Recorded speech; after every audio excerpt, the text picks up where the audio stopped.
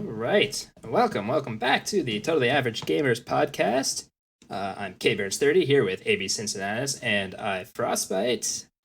We're back again to talk about stuff in a very totally average way. Taking a break from the gaming, which we also know is totally average. So totally average that if you missed our Super Mario 64 race, you'll know that AB Cincinnatus just couldn't be average enough at Super Mario 64 that he had to go and be average at Super Mario Sunshine as well, which was really, really average. Average. Very average. So average that my experience with the game is probably what everybody else's experience with the game was. I highly recommend going to check out that VOD while it's still on Twitch, because my God, Super Mario Sunshine. I have not finished a race on this channel. Which I suppose is the most average thing you can come up with. I don't know. Now, in my defense, I finished the Super Mario World race, but that was before we started the channel. Yeah. Just the three of us raced, but we were not the totally average gamers, so it doesn't count. Right. we were two people who know Super Mario World very well, and one person who knows it all right. I thought I knew it a lot better. To be fair, it was also a randomizer. Yeah, it didn't change all that much. Okay, yeah, I'm just making excuses. Yeah, it's when the enemies get, shut up. You won one of the races already. Don't rub it in. This is true. So far, Frostbite's got a win under his belt in our totally average races. I've now got a win under my belt. The Link to the Past rando was a no contest. I think if we had time to complete Link to the Past, ABC would have taken it. Oh, he would. I don't think so. Yeah. You absolutely would have won. It wasn't that close. You would have won. But races aside. If you say so. Races aside, I mean, it's been a busy week playing all kinds of games. I picked up this week. I picked up Super Mario 3D World when it came out. The Super Mario 3D World and Bowser's Fury, I should say, because Super Mario 3D World came out on Wii U like a million years ago, and then the 5 people who had Wii U bought it and played it and loved it. Wait, hold up. I was 20% of the Wii U's market share, and Frostbite was another 20, and I was another 20. So those two people who are out there, other people, they're out there somewhere who had Wii U. Hold up! Yeah. I used to own 2 copies of that game, so I guess I sold one. Wow. All right, so you sold the game, but you don't know. For all you know, they were just looking for it on the shelf. But I mean, I have 2 Wii U's, so I still make up 40% of the market share. Anyway, I did pick up Super Mario 3D World because the game is great, and I'm not digging the Wii U out of the closet, so I've been playing through that. I just actually rolled credits yesterday, I think, actually, on that. I'm now in the special worlds. I only dabbled a little bit in the Bowser's Fury stuff, but it's exciting. I highly recommend, if you guys have a Switch, didn't pick up this game beforehand, a Mario fan, definitely go pick up Super Mario 3D World, and plus Bowser's Fury. It's a lot of fun. Plus, you get to play as Mario as a cat. I mean, that means you, Steven. Oh, I really hope someone named Steven is watching this podcast right now. Yeah, that's actually been what I'm playing mostly right now. I kind of took a break from some of my other games for the time being, burning a little bit out on Final Fantasy, which I've been doing. So, gotta kind of pull myself back into that after some Mario. But it's definitely some exciting stuff. Frostbite, I'm pretty sure you picked that up too, right? The 3D World. Yeah, I've been playing it. I was playing through the main 3D World portion of the game with my girlfriend. That's been pretty fun. Except there are some of the levels are really not co-op friendly. Pretty much anything with the double cherry isn't, right? The cherries, the cherry levels can be a little bit awkward. Also, the levels with platforms that you have to step on them to make them move a certain direction, or the Yep. ones where jumping makes platforms Yeah. flop back and forth. Like those Yep. ones are really not co-op friendly. So that's a bit of a challenge, but otherwise it's pretty fun. Getting And all the yeah, green Bowser's stars, right? yeah, trying to get everything as we go through. But yeah, and then in Bowser's Fury, I played maybe like 3-4 hours of it so far. It's pretty fun little add-on. Yeah. Talking about the kind of the design philosophy behind the parts of 3D World that don't work well for multiplayer, I think it really must take inspiration from the New Super Mario Brothers series, where they looked at it and said, here are all these platforming sections from past games that work well single player, and they don't function well multiplayer, but they're fun because of the chaos. And like those platforming sections where the I know which ones you're talking about, like the red and the blue platforms that swing back and forth, right? Yeah.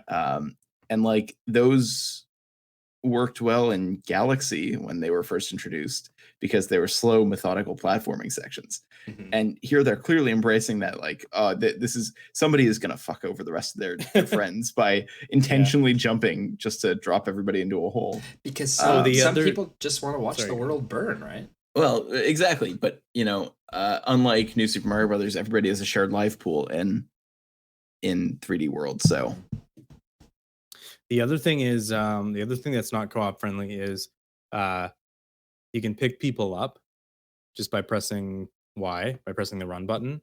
Right. And then you can throw them. So if you're both standing near each other and trying to like throw fireballs or like scratch with the cat or whatever, you're bound to just pick the other player up and toss them off a ledge at some point, which has definitely happened.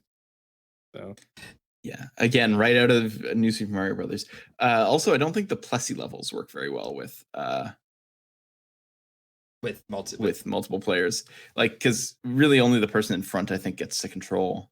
Actually, no, the way it works is you both well, I mean, I assume it's the same with 3 or 4 players, but at least with 2, it kind of averages your inputs, I guess, or something like that. That's right. So that if we both press right, then we turn right really sharply. If only one of us does, then we turn right more slowly. If we both press jump, you jump really high. If only one of us presses jump, you get like a half jump. So it's like if you're playing in sync, then it goes really well, which is actually not that hard to do because usually you're both just kind of following the path that the rings have set out for you. Right. Or occasionally we'll just have to communicate like, oh, let's go to the left here, and then it's like, okay, and Fortunately, it's not that bad. Fortunately, there's only like 1 or 2 levels with Plessy in it, so Plessy comes up in like little bits in certain levels. Like I said, I just finished the main story, right? Like there's all those special worlds afterwards, and there's actually like 5 or 6 levels with Plessy in them, but there's only like 1 or 2 that are Plessy levels. But Bowser's Fury, she, I don't know. I don't want to misgender Plessy here, but Plessy's in Bowser's Fury for sure. And honestly, Bowser's Fury is basically like, here's a 3D world, but we're not going to give you levels. It's just a big open world to collect cat shines, because that's a thing now. And honestly, it works. It really works. Yeah, it's pretty cool. Yeah, so that's I only wish and I know it's just like a little add-on thing for 3D World, but I could see, like, I think they could make a whole game work like that, but I would hope that they'd make the islands bigger. That would be my big complaint, I guess. I honestly feel like it's a proof of concept for maybe where they want to take Mario in the future. You have Odyssey from a few years ago, which had bigger worlds, but it was, a very different kind of game, kind of like Mario 64 style. Whereas 3D World is almost like, let's take the side-scrolling old Mario action and, give him that 3D environment. It's honestly, that's what Bowser's Fury feels like, really truly like that, the Mario 64 Odyssey style world, but with the traditional power-ups. Yeah, it's funny that you say that because I thought the same thing, and it's because of what ABC was saying on the last episode about Nintendo remakes, how they tend to throw in little changes or additions to kind of test out new technologies, new ideas, and then like a couple days later, Bowser's Fury came out, and I was like, huh, so is this them testing out stuff for a future Mario game? Like, Clearly, it'd we be knew what we were interesting to talking see about there. yeah, it'll be interesting to see if that actually is a thing.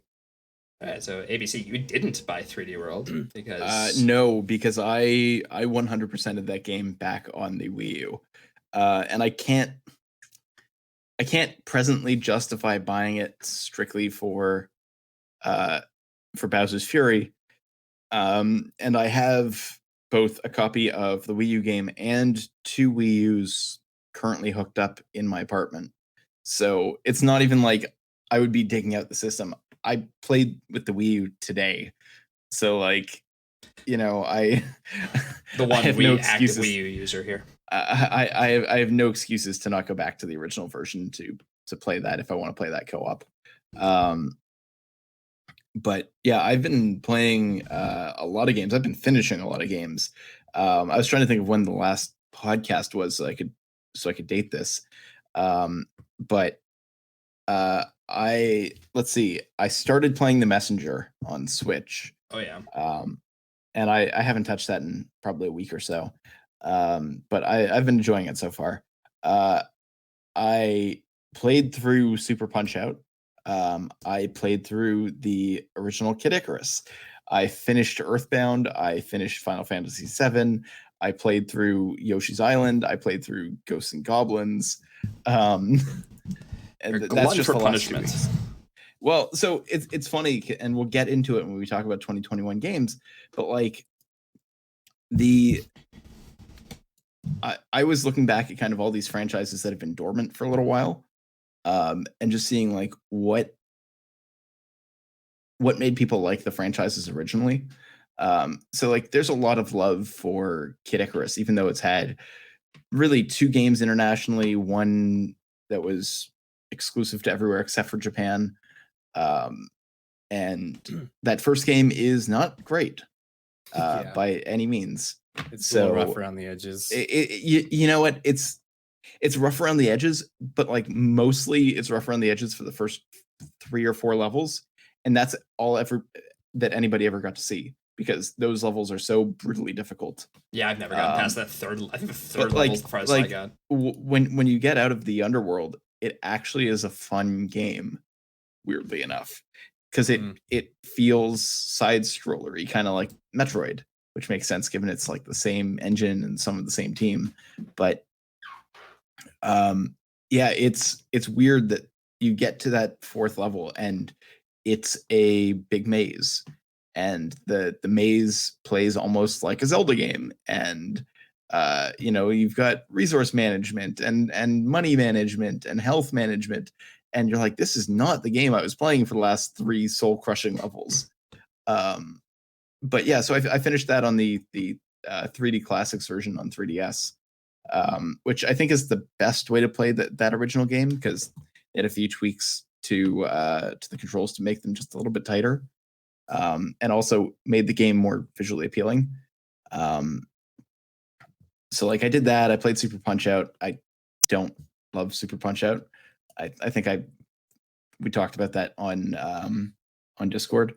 The game that I was most surprised by that I played through was actually Yoshi's Island, because I have a lot of fond memories for it, even though I never had finished it before, and I remember it being a whole lot harder than it was, and I fully completed that game. I 100%ed it with very little difficulty. Mm-hmm. So it was interesting to see, like, oh, that's the end of the game, and that's the final secret level, and I've got 6 stars on my title screen. I guess I finished this game. But I don't remember it being a particularly hard game. I mean, you know what? I think I remember certain levels. I remember like the very long cave, which is the name of one of the final levels of the game. and that level just goes on and on and on forever, and just keeps dropping you into lava pits. Yeah, I think I actually got pretty close to that. Like I never finished Yoshi's Island, but I have the Game Boy Advance version of it, Super Mario Advance 3, and I did get pretty deep into it. But inferior port. Yeah, sure, that was just the version. Extra content, but inferior port. Right, I played it when I was 14. I mean, but it's got a very steep difficulty curve. It's not that bad at the beginning, and it really flips on you. Yeah, so I played through it on Nintendo Switch Online, because even though I have a copy that I could have played, something about being able to quickly flip on my Switch what made that the more appealing way to play it. And yeah, go spend time on NES and SNES Online. There's a lot of good content on there. Oh, speaking of that, if I may interject, go for it. I tried for the first time playing Super Nintendo NSO online. Played 2-player Super Mario Picross and Panel de Pon with my girlfriend, and man, Panel de Pon is great. It works really well. Like there was no noticeable latency whatsoever. Yeah, ABC and I did. It was on ABC Stream. We did Kirby Superstar. I just jumped in with them, and we tried that a bit too. It was like just. I mean, Nintendo can't seem to get the rest of their online together. I mean, Smash has half-second input delay, but there's just something about those. Well, it's a different division that developed that, but yeah, that was something like Nintendo Europe Research and Development, which you often see referred to as NERD. They do a lot of the emulation work for Nintendo, and they were the ones who built all of the NSO platforms.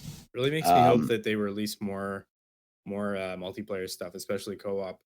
Like definitely. Be cool to see like some, I don't know, like beat 'em up games like Turtles in Time or like King of Dragons, which is like one of my kind of favorite sleeper hits of Super Nintendo. If you guys haven't played that one, I've heard of it. I never played it.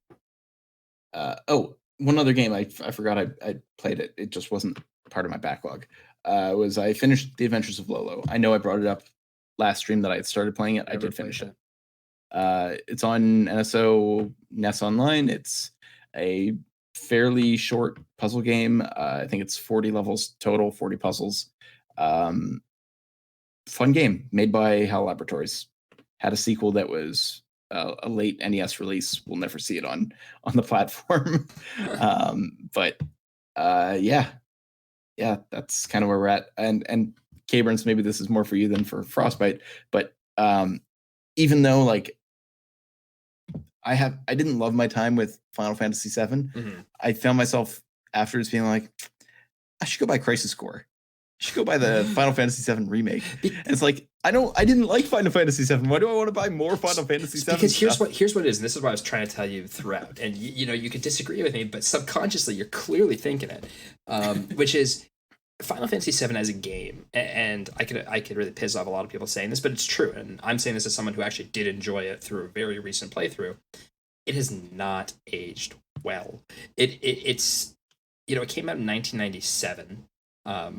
At least in North America. I'm not sure if it released earlier elsewhere, but I believe it was 96 in Japan. Sure, the game was very expansive, but a lot of content for a game back then, and it actually really took a lot of stuff from Final Fantasy. I played 6, right, which was the one just before it. A lot of stuff that they had been working on really was expanded into just giant worlds, and back then it was amazing, but today, we've had, how many Final Fantasy games since? I'm not just talking about main releases, right? The worlds are now open. You have, mechanics are even more streamlined. Final Fantasy VII has these pre-rendered backgrounds, which kind of make the environments really, really clunky today.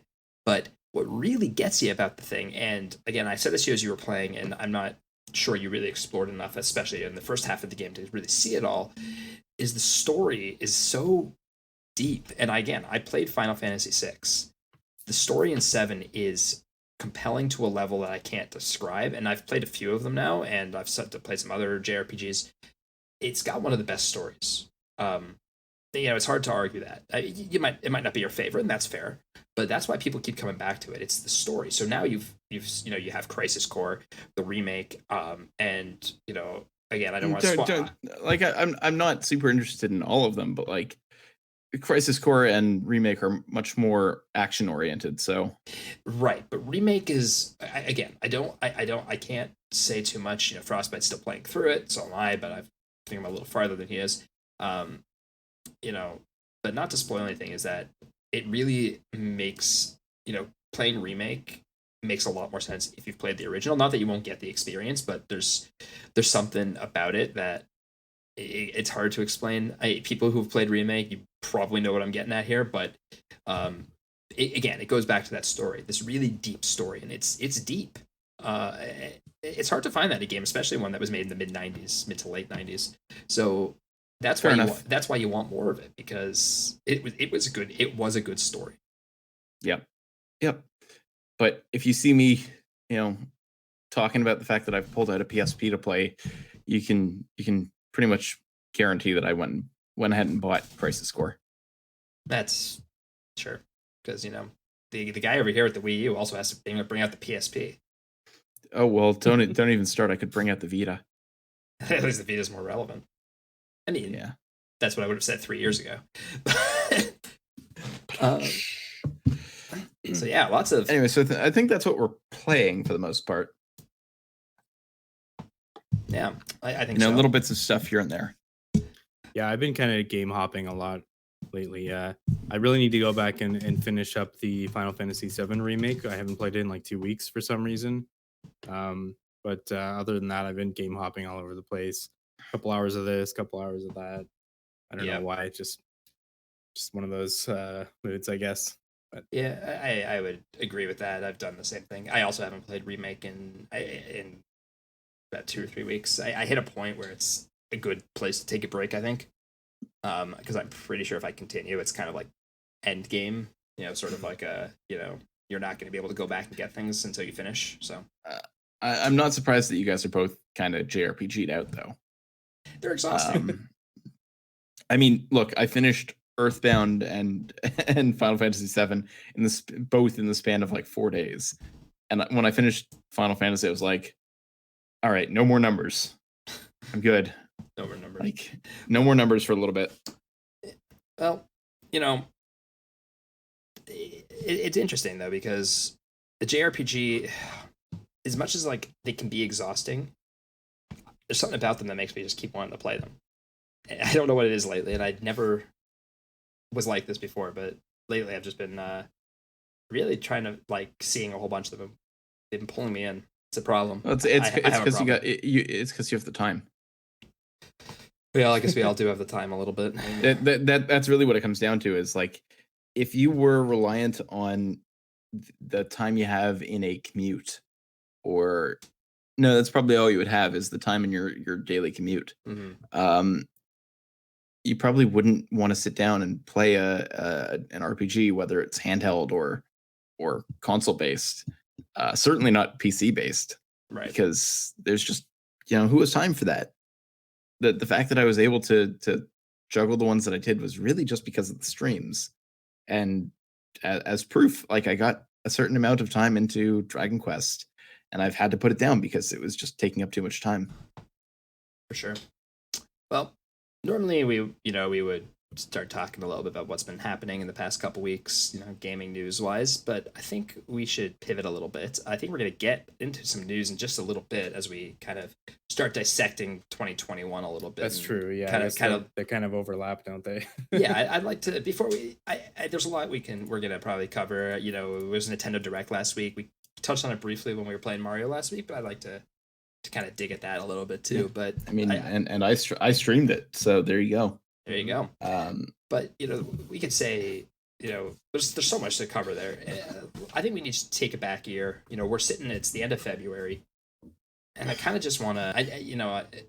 I know ABC was saying he didn't play a lot of 2020 releases because he's been working his way through his backlog. Which, you gotta check out his backlog. It's crazy. You can make him play things like Dukes of Hazzard. something racing something, Racing for home. which had surprisingly little races in it. um, There was a lot of driving, very little racing. yeah. So, but there was a lot of stuff that happened last year. It was an interesting year because of this pandemic, but a lot still came out. A lot of news came out. We had new console releases. I think I just want to take a minute and just kind of reflect on some of what we saw.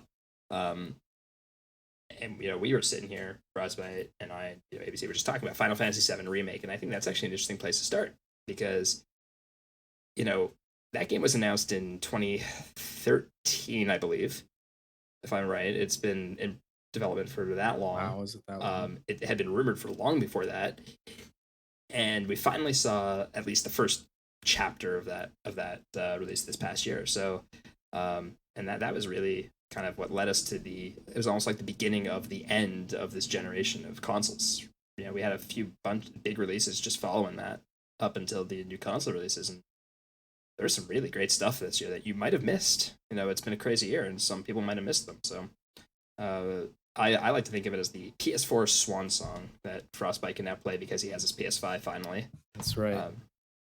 So games that you might not have played or might have heard about but not had a chance to play. We had The Last of Us Part 2, Ghosts of Tsushima, like I mentioned, Final Fantasy VII Remake. All fantastic games. All three of those games were up for Game of the Year at the Game Awards. So that says something about, going out with a bang, I should say. Yeah. There was also Spider-Man Miles Morales. Right? It kicked off the new generation. It is available. Microsoft Flight Simulator? Oh, man. Microsoft Flight Simulator. Okay, here's a question, guys. Is it a game? Is Microsoft Flight Simulator a game? I had this debate with somebody. I had a... Absolutely. In the same way that American Truck Simulator is a game. Or in the same way that, like, Gone Home is a game.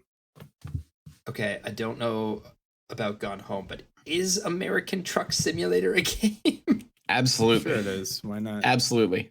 Oh, Intoxication says no. No, hard stance. Hard no. Absolutely. I have friends who they play. One of my friends used to play all sorts of games, but he plays 2 games now. He plays Planet Coaster, which is kind of like the roller coaster tycoon of the present era, and he plays American Truck Simulator. And those are like the 2 video games that he plays a lot of. It'd be like asking is Kerbal Space Program a game? Well, it's effectively a space. It's effectively a space program simulator. I just I don't know. It depends on your definition of game, and I don't. It's a simulation game. That's the genre. Okay, yeah, exactly. I'll leave it as an open question to chat. Intoxications has definitely said no, it's not a game, but I'll leave it as an open question to discuss. But regardless, speaking of Flight Simulator, I mean, I do know some people who are playing it. Game or not, you gotta admire the technical marvel that it was, that piece of software. I mean, sure, it was really something. I've got a list of the Metacritic games from last year that topped 90 points or higher. Do you want that list? Sure, let's hear that list. We'll do it one by one. We'll do it in lowest to highest score. All right, Animal Crossing New Horizons. Okay, I did play a lot of that. ABC, I know you did. Frostbite, did you play Animal Crossing? Yeah, I didn't. I'm kind of kicking myself about it now because before that game came out, I was like, I'm not gonna get it because I've tried Animal Crossing games before and they're not really my thing. But I don't know if it was the pandemic or what, but I was like, screw it. I'm going to give it a shot. It looks like fun. It looks like a nice little escape. I played 60, 70 hours of it. That's a fair amount. It's decent, yeah. But for a game like that, like I know lots of people who have put more than 500 hours into that game. Oh yeah, I mean, I'm one of those people. I'm more like you, Frostbite. I put about 67 hours into it and then realized, oh god, this is consuming me. And I put it down. That was about in May or so last year. I put it down. Haven't touched it again. It wasn't, for me, it wasn't that it was consuming me. It was that I just got bored. I was like, this feels starting to feel like work. Like I'm doing chores every day. and then everything starts costing so much money, that and making money in that game is not fun. Yeah, I play the stock market. That's not fun. Man, talk about games imitating reality, right? Honestly. Uh, All right, so we all had experience with Animal Crossing. What's next? I mean, and I'm still playing it. I played it today. Because, like I said, you're a glutton for punishment. No. I just mean like some people bounce off of that but like I like the routine of it. It's chores. What we got? What's next? Sure. Ori and the Will of the Wisps. I did not play that. Pass. But I did actually finally sit down and play. I didn't finish it, Ori and the Blind Forest this year, so I guess I should get to Will of the Wisp at some point. I've played the first like hour of Blind Forest, and I enjoyed it. I just didn't get back to it. Mostly because playing it involves making sure that one of my Xbox One controllers is charged. Well, now that they have the Game Pass streaming to phones and it's a really, really light one, I might just do that. Yeah, well, I have physical copies, so. But regardless, Yakuza 0. Never touched Yakuza. No. No experience there. Chad, you got experience with these? Feel free to sound off on the stuff we're missing. Oh yeah, just skip the ones none of us have played. more so than any other past podcast. Chad, tell us what you've been playing. Tell us if you've played any of these games. Give us your thoughts on everything that we talk about tonight. It's very much a more open forum kind of experience. We already talked Microsoft Flight Sim, Crusader Kings 3. Oh yeah, I've heard good things about that one. I was kind of interested to maybe check it out at some point, but it's not exactly top of my list. So it's funny because I am told that Paradox Interactive, the developer, is one of those studios that can't do no wrong because they understand the genre that they build just so well. Mm-hmm. And they've got years of experience in mastering it. It's like, if you looked at Firaxis and we're like, oh, I wonder if the next Civ game is going to be any good. Well, it's they've got however many years now of experience in Civilization games, so in 4X games or whatever the genre is called. Masters of the craft. Yeah, exactly. All right, here's one I didn't expect to be up here. F1 2020. Yeah, actually, like, to be honest, I actually considered picking that up. There was, for a few years, I was pretty into like playing all the Forza games and stuff. But it's been a little while. I've kind of fallen off of that. But like, one thing I always wished that those games had was an actual sort of, like, they do have a career mode, but I wanted something that was more substantial. Forza Horizon. Yeah, I guess because the career mode in Forza is just like okay, buy a car now, do a random race, and the races they don't really feel real because they're like, do 3 laps, do 5 laps. Like an F1 race in real life is like, okay, I don't really watch F1, I don't know, but it's like they're like 150 laps or something like that, right? Which, like, okay, maybe that's a little excessive, but like you can meet in the middle and at least do like 20 laps, do maybe 30 laps, 50 laps. Fair. And then like you compare it to like career modes in some of the other, like some of the EA sports games or whatever, where you've got like you create yourself and then you've got like stats that you can improve, and like I think that's basically what F1 has now done with the last couple of years of F1 games. They've taken that sort of career mode and put it into an F1 racing game. So that actually kind of appeals to me, but again, not exactly top of my list. So ABC, you're saying you're surprised by it. I will just say that people really are like, there's some people who play nothing but FIFA. There are some people who play nothing but racing games. But I guess what I'm surprised by is that critically it did this well. I understand that there's consumer appeal. Otherwise, Codemasters wouldn't be pumping out F1 games annually, but I'm surprised that it gets the critical praise that it does. And well, this is like, I think the first year where they really kind of brought all those elements together. Okay.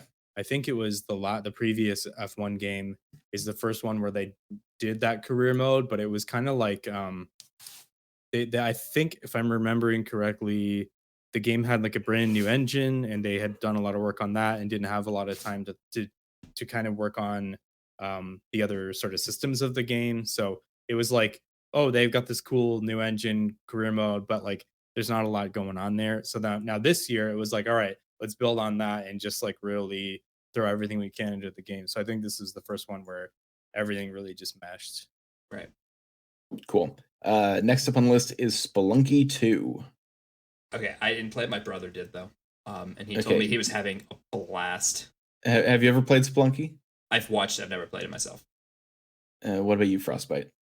It's same. I've seen All right, enough of it, but not that interested in playing. So my experience with Spelunky actually starts in the freeware version of the game, long before it got ported to Steam. Spelunky is awesome. Spelunky is really cool. Like it does for like fast-paced platformers what I think games like, and I hate to use this comparison, but games like Dark Souls do for action games, in that like you've got to be moving around quickly, but you also have to be very mindful of your decisions. So it's like strategic platforming. And I think it held up really well, and the port or the remake made the game even better and added multiplayer. And apparently the sequel just like takes that and ramps it up to 11. Demon Souls, you guys both played this. I love it, and yet I want to throw my PlayStation out the goddamn window every time I play it. Well, hold up, and I'm the glutton for punishment. You know, I like Frostbite can say a lot more about Souls games, anything from Software really, and I've tried so many of them now, and I can't finish any of them. And I like them. I think they're brilliant, and I'm just terrible at them. Now, Demon Souls I got further in than I did in Dark Souls or in Sekiro, or Bloodborne for that matter, which I've also played. But even Demon Souls I did not get. I mean, Frostbite is much farther than I am, and the game is beautiful. It's clean. It's well put together. From what I understand, it's a very faithful remake. Mm-hmm. But, you know, it's a good thing that I've managed to control my anger, because PlayStation 5s are really hard to find right now, and I definitely don't want to have to try and buy another one. I've actually got a lot to say about Demon Souls. I mean, you touched on a lot of it already. Fantastic. As a remake, fantastic. Like, they did a really good job of updating the original game while keeping the same feel. As a remake, it's perfect. However, playing that game again, because I did play the original, has really made me appreciate the evolutions that they made with the Dark Souls series.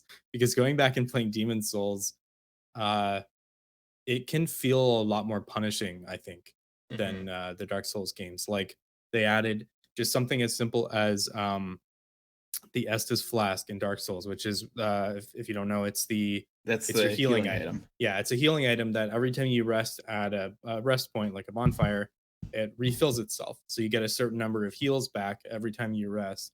In Demon Souls, they didn't have that. They had items, consumable items that you had to find or buy. So if you're doing if you're on like a bad run where you just keep dying on a certain part, you're gonna run out of those healing items. Yeah. And you're gonna run out of resources to buy more healing items. So you just get to this point where you kind of start to feel stuck. Yeah, just like the game is screwing you over. So just like something as simple as that, like, it really made a big difference, more than I really appreciated before with the Dark Souls games.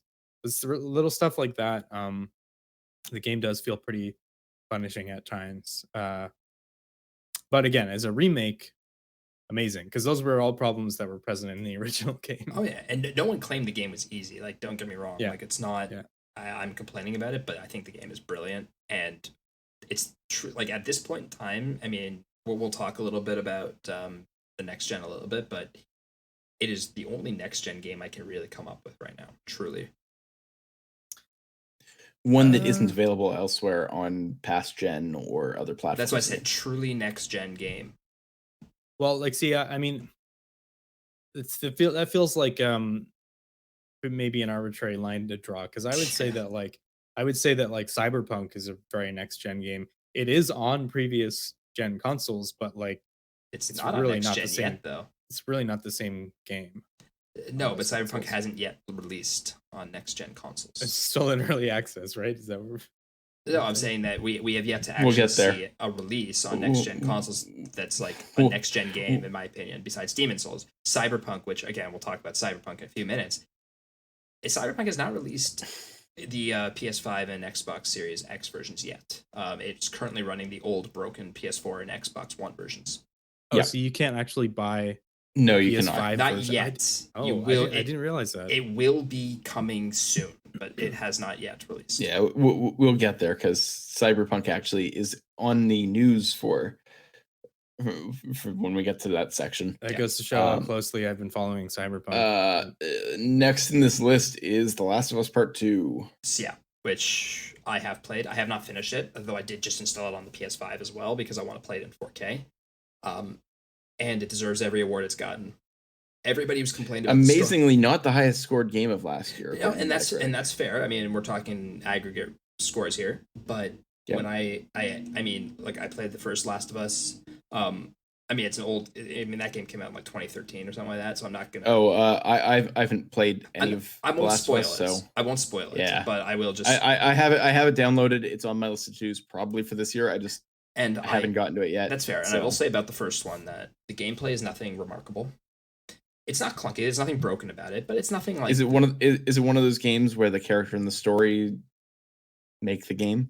Yes, but when I say but to a point that everything else about the game is amplified.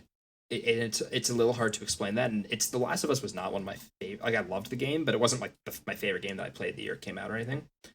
The Last of Us Part 2 is like heartbreaking. It is amazing. It's hard to really explain, but like in terms, we could have a whole podcast on game narratives and how like I don't need to watch a movie. I can literally play these games, and that's The Last of Us Part 2. When I say though, it deserves every award it's gotten.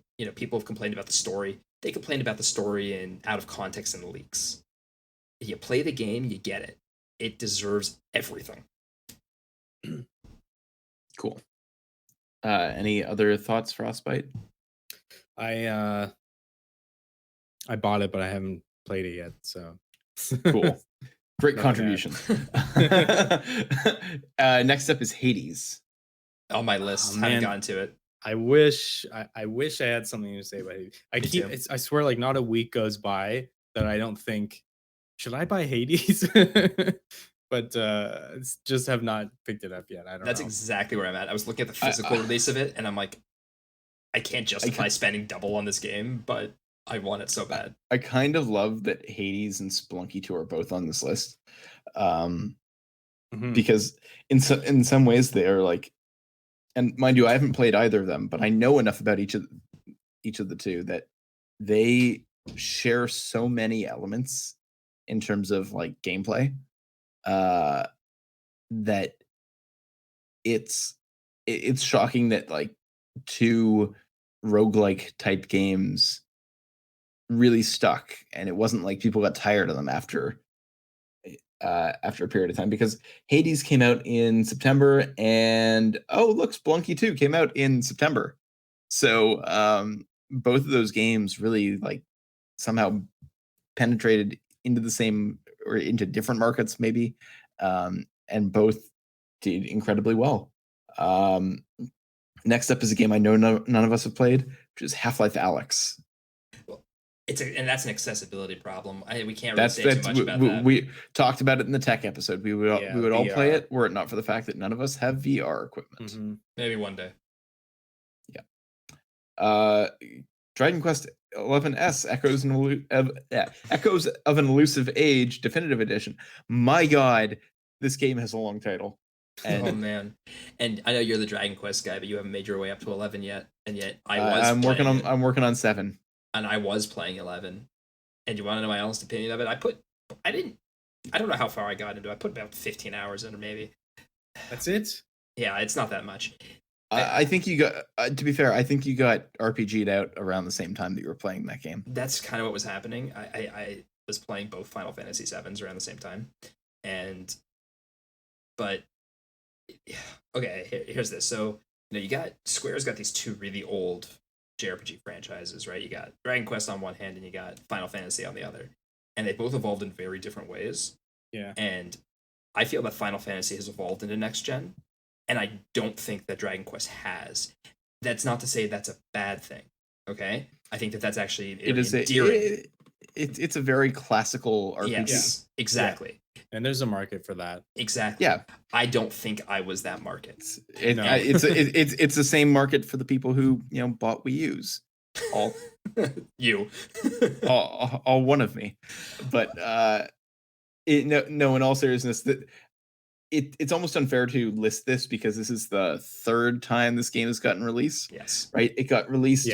On the Xbox and the PS4 in December of this year, or this past year. A year prior, it was released. 2 years prior, something like that. It was released on Switch, and that was the first iteration of 11S. Mm-hmm. And prior to that, 11 had been released on PS4. And it's actually interesting that the version on PS4 and Xbox One is a port of the Switch release. And yeah, which is also on PC. I was playing it on PC. And look, like I said, it's a good game. I did get RPG'd out, and it is a very classical style RPG. And I think I just was looking for something a little bit different. Yeah, I've heard a lot of people love Dragon Quest 11. I'm not a JRPG guy. Haven't touched it, but yeah, I've heard it's great for people who are into that stuff. Oh yeah, it was good. I would venture to guess that I get to it by this year because I'm far enough through Dragon Quest 7, and at that point I'll only have 2 games to go. So I'll probably get to it at some point this year. How many do you have left on this list? Is there only one left? One more game. And that's got to be Ghost of Tsushima. Oh, no, it is not. Is it really not Ghost of Tsushima? It's really not. Ghost of Tsushima did not average a 90 or higher in 2020. Interesting. All right, what do we got? Persona 5 Royal. Which is just a re-release. Wow. Which is effectively just a re-release. It was a lot about 2020, it was a very well received re-release, and it is considered the definitive version of that game because if I recall correctly, the pseudo sequel, the Muso game, Persona 5 Strikers or whatever it's called, or Scramble, is a sequel to Royal, I think, and has some of the characters that were added for that game. So I mean, again, it's a re-release. It's another updated version. But again, kind of interesting to see another big JRPG on the list. It's just because you don't often get years where there's just that many of specific genres that all show up at once. Fair enough. I'm just finding it interesting that there were so many re-releases. Games that were not on that list, though, that were very well received by the users. I'm not sure about the critics. Ghost of Tsushima was 100% like the player's choice of the year. Didn't play it. I will probably pick it up when it's on a decent sale. I'm kind of holding out for a PS5 re-release of that, but who knows? That was noticeably absent from there. Let's see, what else do we miss? I just want to mention about Ghosts of. I like to call it Ghosts of Tsushima. And I will never be able to unsee that.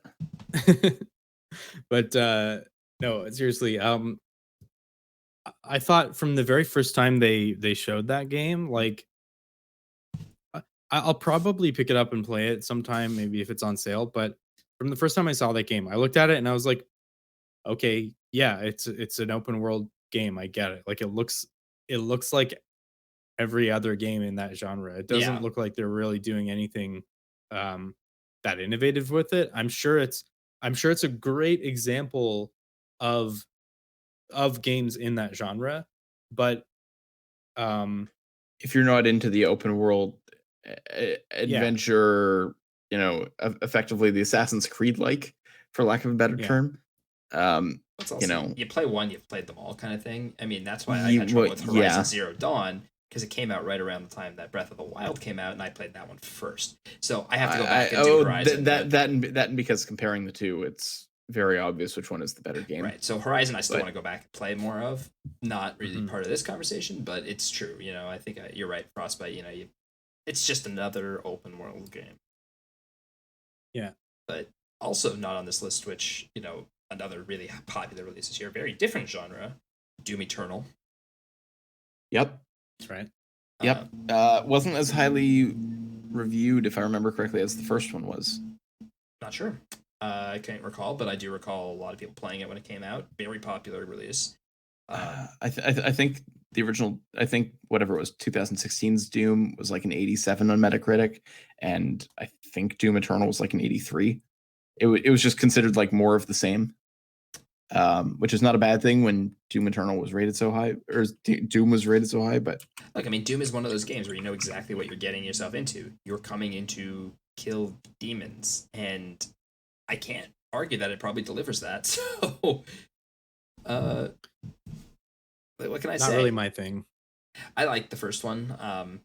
It does give me some issues sometimes when I play it. You can just look back at the one stream I tried to do of it, where I had to quit after half an hour because I got sick. But I need to correct myself. Doom Eternal actually scored 2 points higher than the original Doom did on average.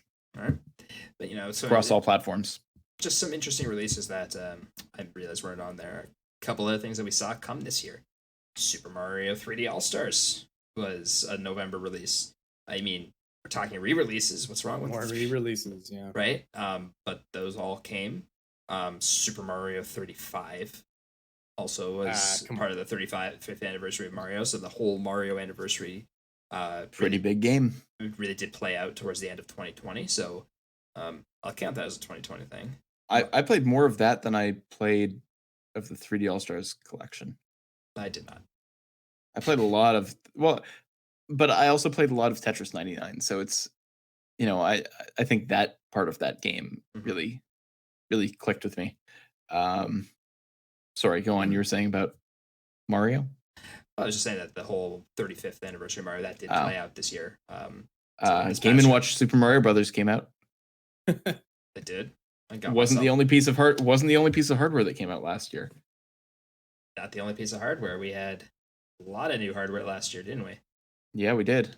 So, PlayStation 5 and Xbox Series XS. I'm just going to name them both. You see them listed online. They always do them together. Xbox Series X straight line S. That's how it. Yeah, that's their branding. It's good marketing. Yeah, it works.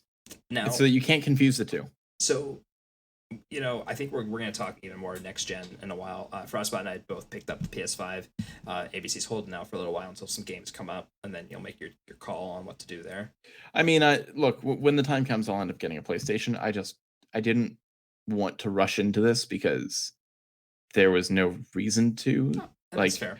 I mean, look, the system launched with a handful of games that were going to be cross-gen, and a backwards compatibility collection, of which I had many of the releases already. Right. And I don't want to dig too deep into the technologies here. Like we could talk PS5 and Xbox for hours and hours and hours, and we're going to talk a little bit more about them. But I will say I'm very impressed with the PS5 as a console.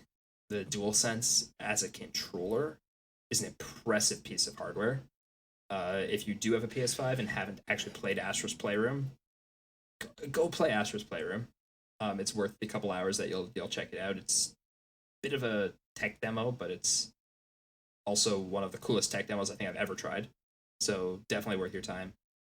I don't know what to say much about Xbox here because obviously I didn't pick up the console. I do have one of the new controllers, but cool. But I did that mostly because I wanted a new controller on PC, and it's hard to really justify right now buying an Xbox when I'm a Game Pass subscriber and everything's coming to PC. Well, I think Microsoft is okay with that.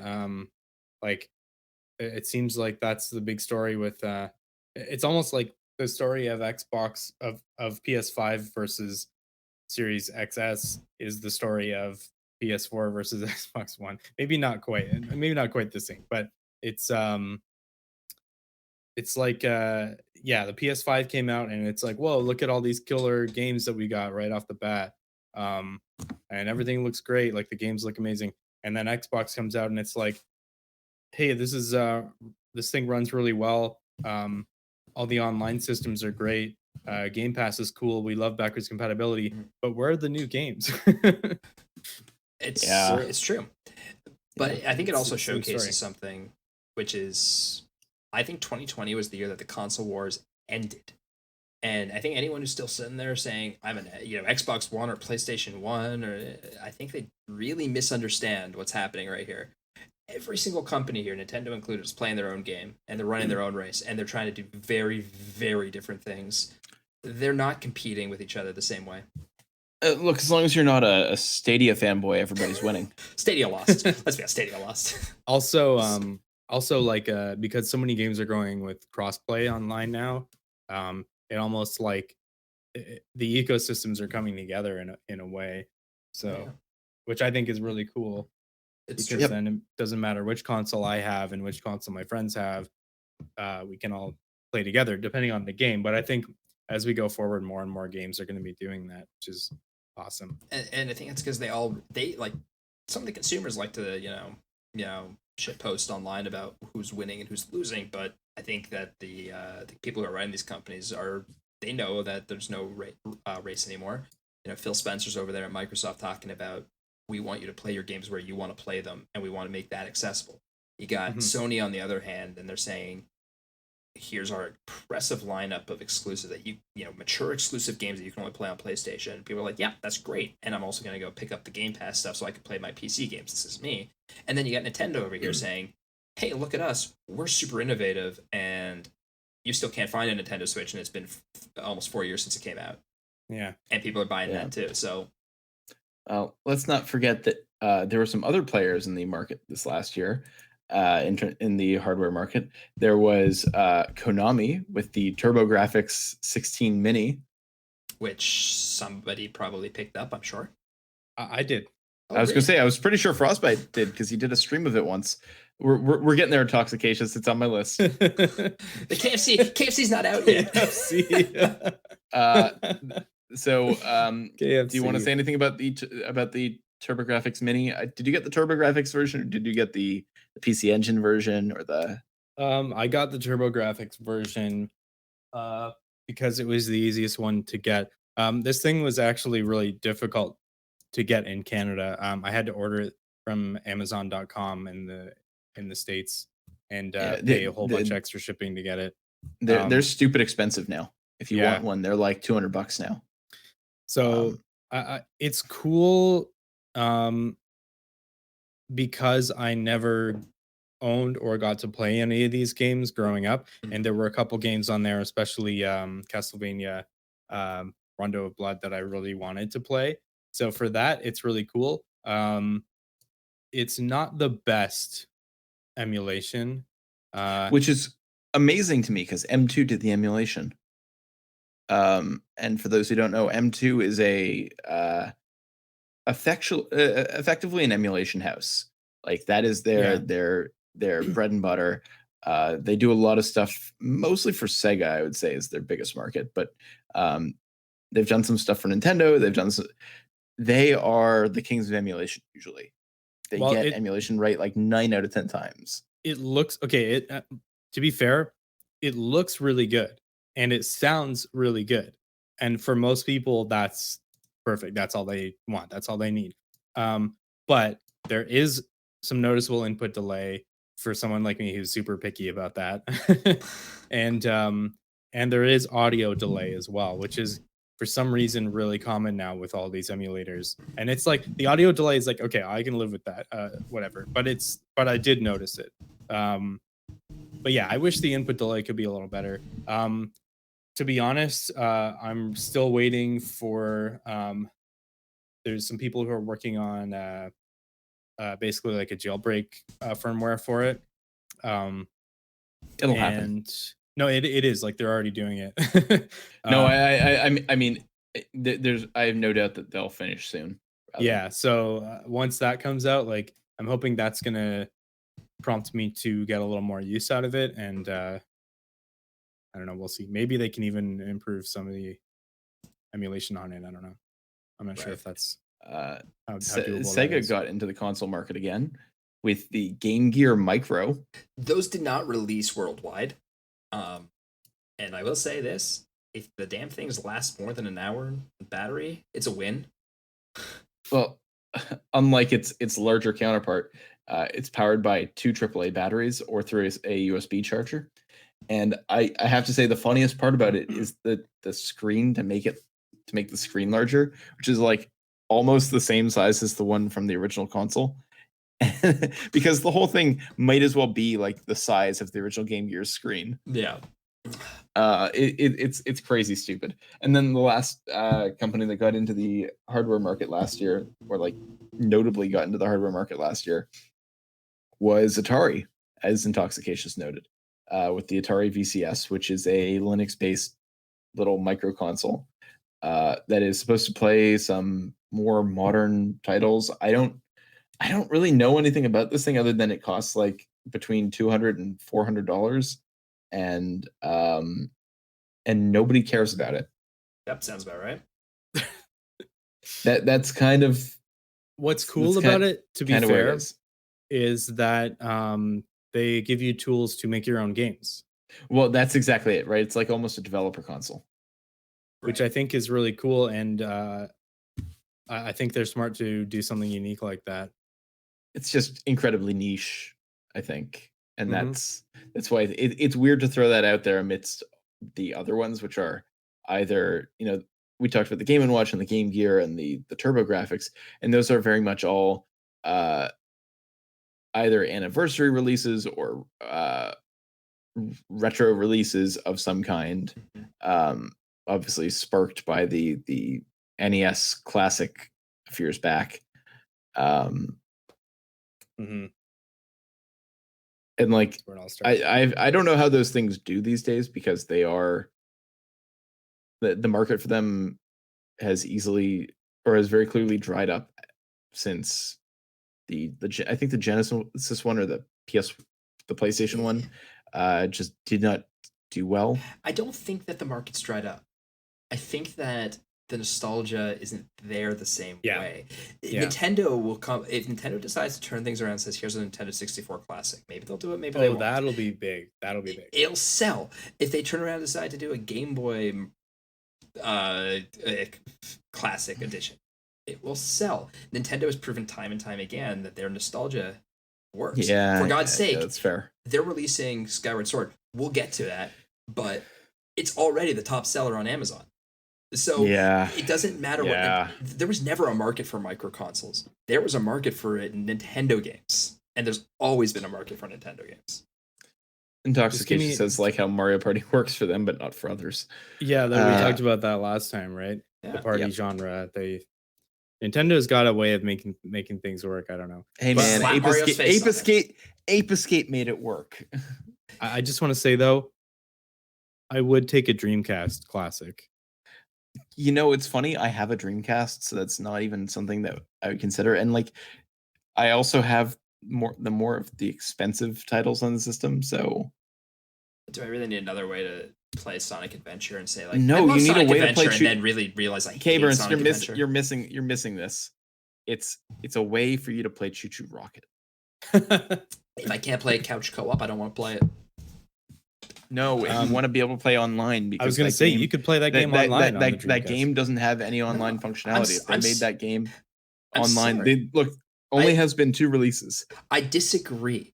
I love Choo Choo Rocket, but if I can't yell at the guy sitting next to me, I don't want to play it. I would pay for a net play version of that game, because the only 2 releases were on the Dreamcast and the Game Boy Advance. That's not true. It's on mobile, and I'm pretty sure it's on PC as well. Oh, it might be on mobile, but it's not on PC. We checked this once. It's definitely on mobile. You could get it on iPad for sure. We checked this once. I think it's available on iOS and not Android or something like that. Well, I will say that lots of consoles last year, and really only 2.5. I'm gonna say two that mattered, right? Xbox Series X and S. We'll just call them the same thing, right? Like, they're the There's same two thing. big ones that kind of overshadow the rest. Yeah. Yeah, but Well, because the other ones are so teeny tiny.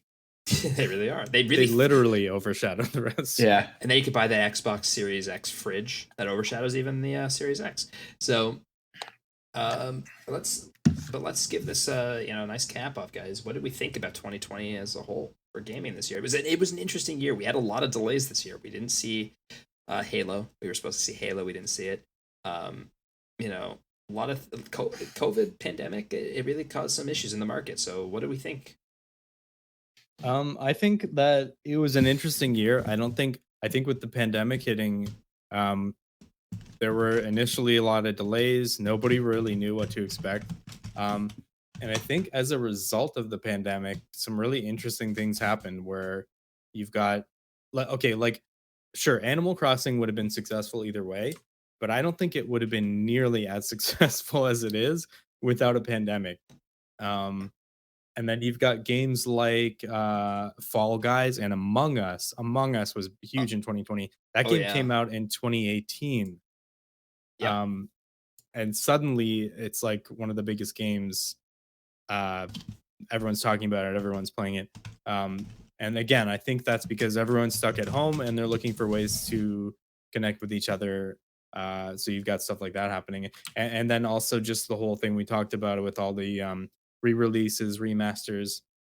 I'm sure a lot of these were already in development. Maybe it says more about the market as a whole right now, but some of them I think we're capitalizing on, kind of what can we do, what projects can we get out this year with this pandemic, with people, maybe working from home, not able to come into the office a lot. So I think it was it was an interesting year for sure. Yeah, I agree, and I think that Among Us is really the one that really speaks to it's almost like a personification of 2020. Yeah, It really gave us this outlet, and a game that, like you said, came out 2 years ago, and yet it's a 2020 game right there. Mhm. I played a lot of Among Us. I know all of us really did, and just because it was easy, fun. People who don't I still play weekly with people. I don't play it weekly anymore. I think I kind of dropped off for me a little bit, but once in a while, it's definitely got that. And it's my friend group's social interaction for the week. We may chat about stuff going on in our lives, but if we just want to, shoot the shit and decompress for the week, we turn on Among Us for 2 hours, and that, like, I think between that and Animal Crossing, that's throughout all of 2020, that was my consistent games, was jumping back and forth between the two. For sure. Well, we are now looking at a year that is, still in a pandemic, but I think we're seeing a light at the end of the tunnel. Things are back on track. Yeah, I think even though we're not out of the woods, so to speak, I think a lot of studios, a lot of companies have sort of figured out how to make this work. So yeah, I think things are sort of getting back on track at this point. Yeah. So let's talk. What we got this year. There's a lot to cover here. There's a lot of news. You know what I'd like to maybe discuss, since we just came off talking about hardware in 2020. How are they doing? How are they doing so far? What do we think about that? It's a good question, because this happens with every new console release, right? They come out of the gate swinging, right? You had your Demon Souls, your Spider-Man, Miles Morales, your Xbox with no games, and they come out swinging, and then they kind of slow for a bit, because they always come out right before Christmas, and that first quarter of the new year is usually a slower time for games. So, it's a good time with the PS5 to kind of go back to some of those PS4 games I didn't play or finish, and I can now play them in 4K. But it's not that the consoles are doing poorly; it's that we're waiting to see what's next. So, two thoughts on that. One, both the new released consoles had supply issues, and also, if you look at their sales numbers, because they both came out before Black Friday, if I remember correctly, both of them were like surprisingly outperformed by the Switch. So which I think normally, well, chip shortages, yes, but I think like if you look at new console launches, I don't think it's as common for a competitor console who isn't next gen to do as well as they did over the holiday period. I mean, it was something like, I think it was the Japanese numbers where like the Switch was 98% of the market share for sales in Q4 of 2020. The problem is, I think you're looking at skewed numbers, and I don't think you can properly compare them. So Intoxication's point about chip shortages is actually more telling than you think. Sony and Microsoft cannot get them produced properly, and then they sell out as soon as they hit because there's just not enough of them. So the Nintendo Switch, I get that. now I'm here's just the saying, thing, like, though, is the Nintendo Switch outsells them not because A, the stock is there, and B, they're more family friendly. Nintendo Switch also has the Nintendo Switch Lite, which counts for some of those numbers. And the Nintendo sure, Switch, but I'm simply saying that like if we're looking at console launches and how they're doing, launching a console that has a chip shortage at launch is a rough way to start. but They also didn't have software, so people are looking at what their options are and saying the PS4 is pretty cheap right now. But that's or not the even Xbox One is it. pretty cheap right now. That's not even it. So the fact of the matter is that you got to go back and blame pandemic because that's the problem. It's not that they had this was a rough way to go. It was they didn't really have a choice, and it's not saying that people are looking and saying, hey, this is a better alternative. It's there is no alternative, right? Everyone's trying to get the PS5 and the Xbox Series X. Incidentally, you can actually buy an Xbox Series S much easier. I've had several opportunities to. I just don't want one. But the point is that it's not that people don't want them; they can't get them. So the numbers are skewed, and I don't think it says a lot about how the consoles are doing because, I mean, you could say they're not doing well in terms of production, but that's not really what we're asking, right? Frostbite, you're asking, how are they doing in terms of as a next gen console? How are they doing? What's our software looking like? What's our lineup looking like? What's our, and this is to that question. I'll say it's hard to tell at this point in time. And question mark. You look ahead, and there's a lot of good things on the horizon, which I think we should talk about. On the horizon, PlayStation's got. If you fucking say Horizon,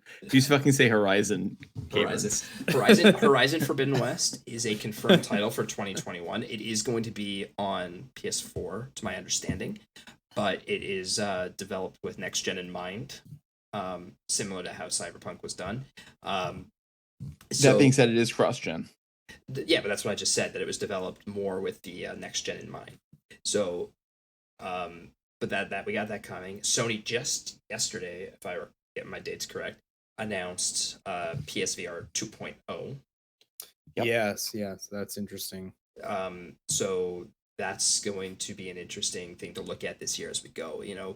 We've talked about VR a couple times, especially in our tech stream. We just talked about Half-Life Alyx and saying, wow, what a great game that looks like that we have no way to actually try, like even if we wanted to. That's how I feel about VR a lot. I'm sure PSVR 2.0 is going to be like as expensive as the PS5. And you think so? I don't know. Well, the PS4 VR was so.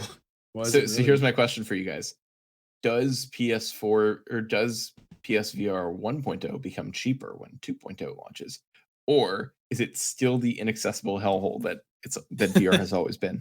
Because I am betting on the latter. I hope you're wrong. I think you're right, but I hope you're wrong. Because I think Sony doesn't understand and will do the exact same thing they've always done. What do you mean by that? They push, and we may see it in tomorrow's state of play, but they push VR as if it's like this equivalent to console gaming. They push it as if it's a platform on the same level as handheld and mobile and console gaming, and then release hardware that both requires console hardware and has equivalent costs, and then expect that it's going to draw huge markets, and are surprised when they put out a big release only on VR and nobody touches it. Look, like I said, I really, really, really think you're right, but I also really hope you're wrong. Um, it's hard to say too much about what PSVR 2.0 is going to look like though. They've just kind of announced that they're doing it. We haven't really seen it yet, and I'm not sure there was a lot of system sellers on VR yet, but it's something to look at. But PlayStation 5. Otherwise, like I said, Horizon Forbidden West is certainly looked at as a big one coming. God of War Ragnarok is probably going to get pushed out of this year, from what I've been reading. So, bit of a disappointment there. I think what's more interesting is actually looking over at Xbox side of things. And I'm not just talking about Series X and S, I'm just talking about Xbox as a platform because that's what Microsoft wants us to talk about, right? We got to look at Halo.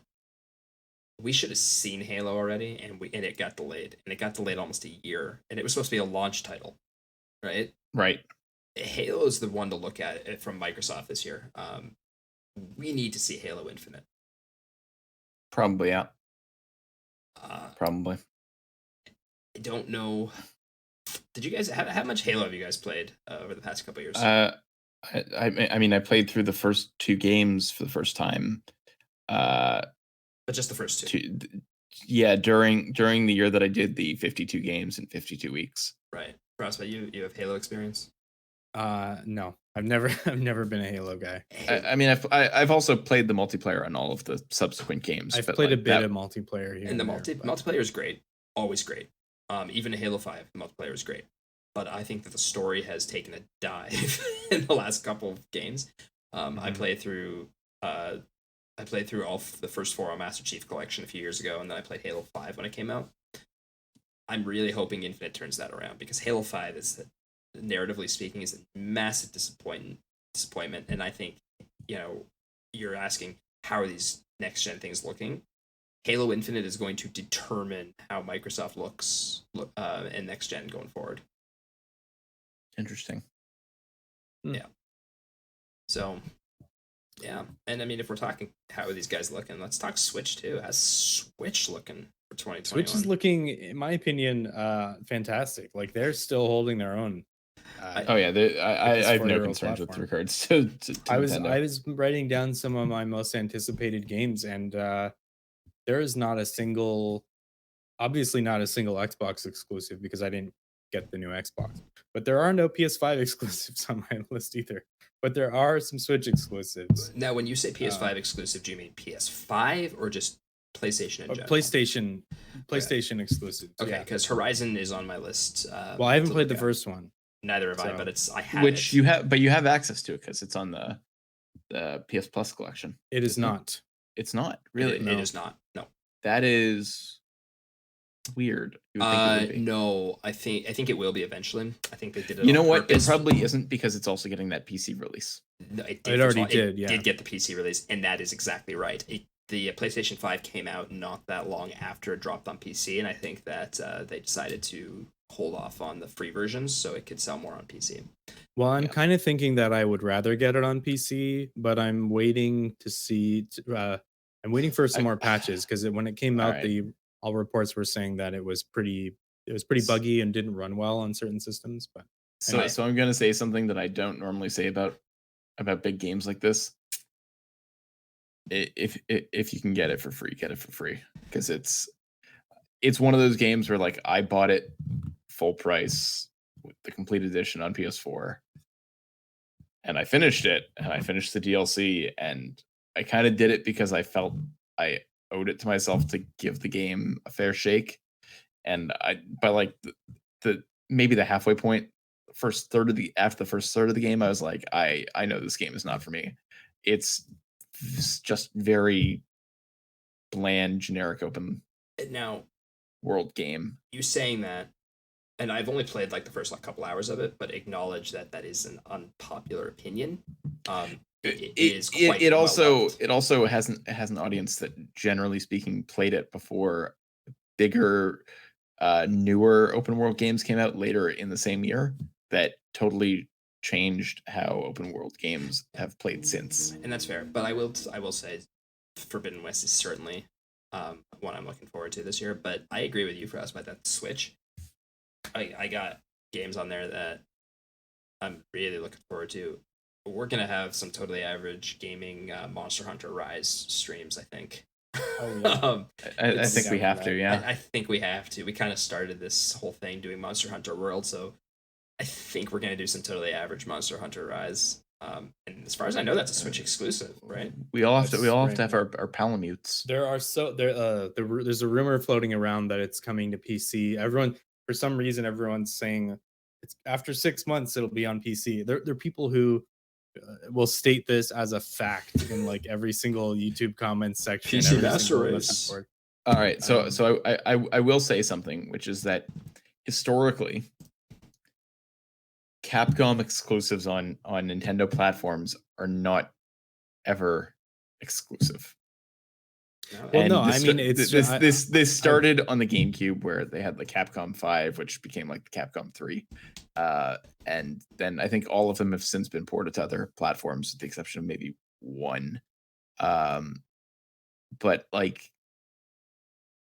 if there's money in it for Capcom to have timed exclusivity, they'll make their deal into a timed exclusive deal, and we'll all think it's platform exclusive permanently, but that's rarely the case. Well, do you I- guys I really want to have- wait 6 months to play Monster Hunter? Well, exactly. Like I would not be surprised. I have no doubt that it will be ported to other platforms eventually. I just think that I just don't know why everyone seems so certain about it. It's because of that. It was part of that Capcom leak Mhm. that said that that Rise would be coming to PC later, but there were no Now- like firm details on that. I think it was just honestly like, and they've basically denied it, all but denied it up to this point. So to just like count on that as a fact, I think is kind of silly. But Sure. I agree. And like I said, I'm not waiting 6 months to play it. Maybe it will come to PC, Yeah. but If it So- comes to PC, does it get cross progression? maybe Nah. not. I don't care. Our Monster Hunter World streams were awesome. They were just a lot of fun. That game's a lot of fun co-op, and I don't really want to wait to do that. So, Yeah. even, we don't have to do it every week, maybe but it's something I'm definitely looking forward to. I'll be playing the crap out of Rise. That's one I'm really looking forward Oh yeah, to. yeah. So other Nintendo ones that I definitely want to play though. We just saw in our Nintendo Direct last week Mario Golf. What do we got? Mario Golf Super Rush. Is that right? Did I get that right? Yep. Yep. I haven't really played a Mario Golf game a lot since the 64 one. I played a little bit of the GameCube one. Man, this game was good. It's funny because everybody, apparently the consensus is that the GameCube game is great, and I just can't get into it. But I played the 3DS game, and because I got that for free at some point from it's either Club Nintendo or My Nintendo in the very early days of My Nintendo, and that game is fantastic. It feels a lot like 64 in terms of like the craziness and the the one thing I'll say is like bring back mini golf, Nintendo. Who needs mini golf? We You got miss- speed golf. Yeah, I- speed golf also look. The Speed speed golf golf thing reminds looks me- like a there- lot of fun. There's another golf game, and I can't remember what it is. It's like a 2D golf game that plays exactly like speed golf. It's always your turn, and everyone's trying to race to get into the hole. Mhm. I can't remember what the game is, but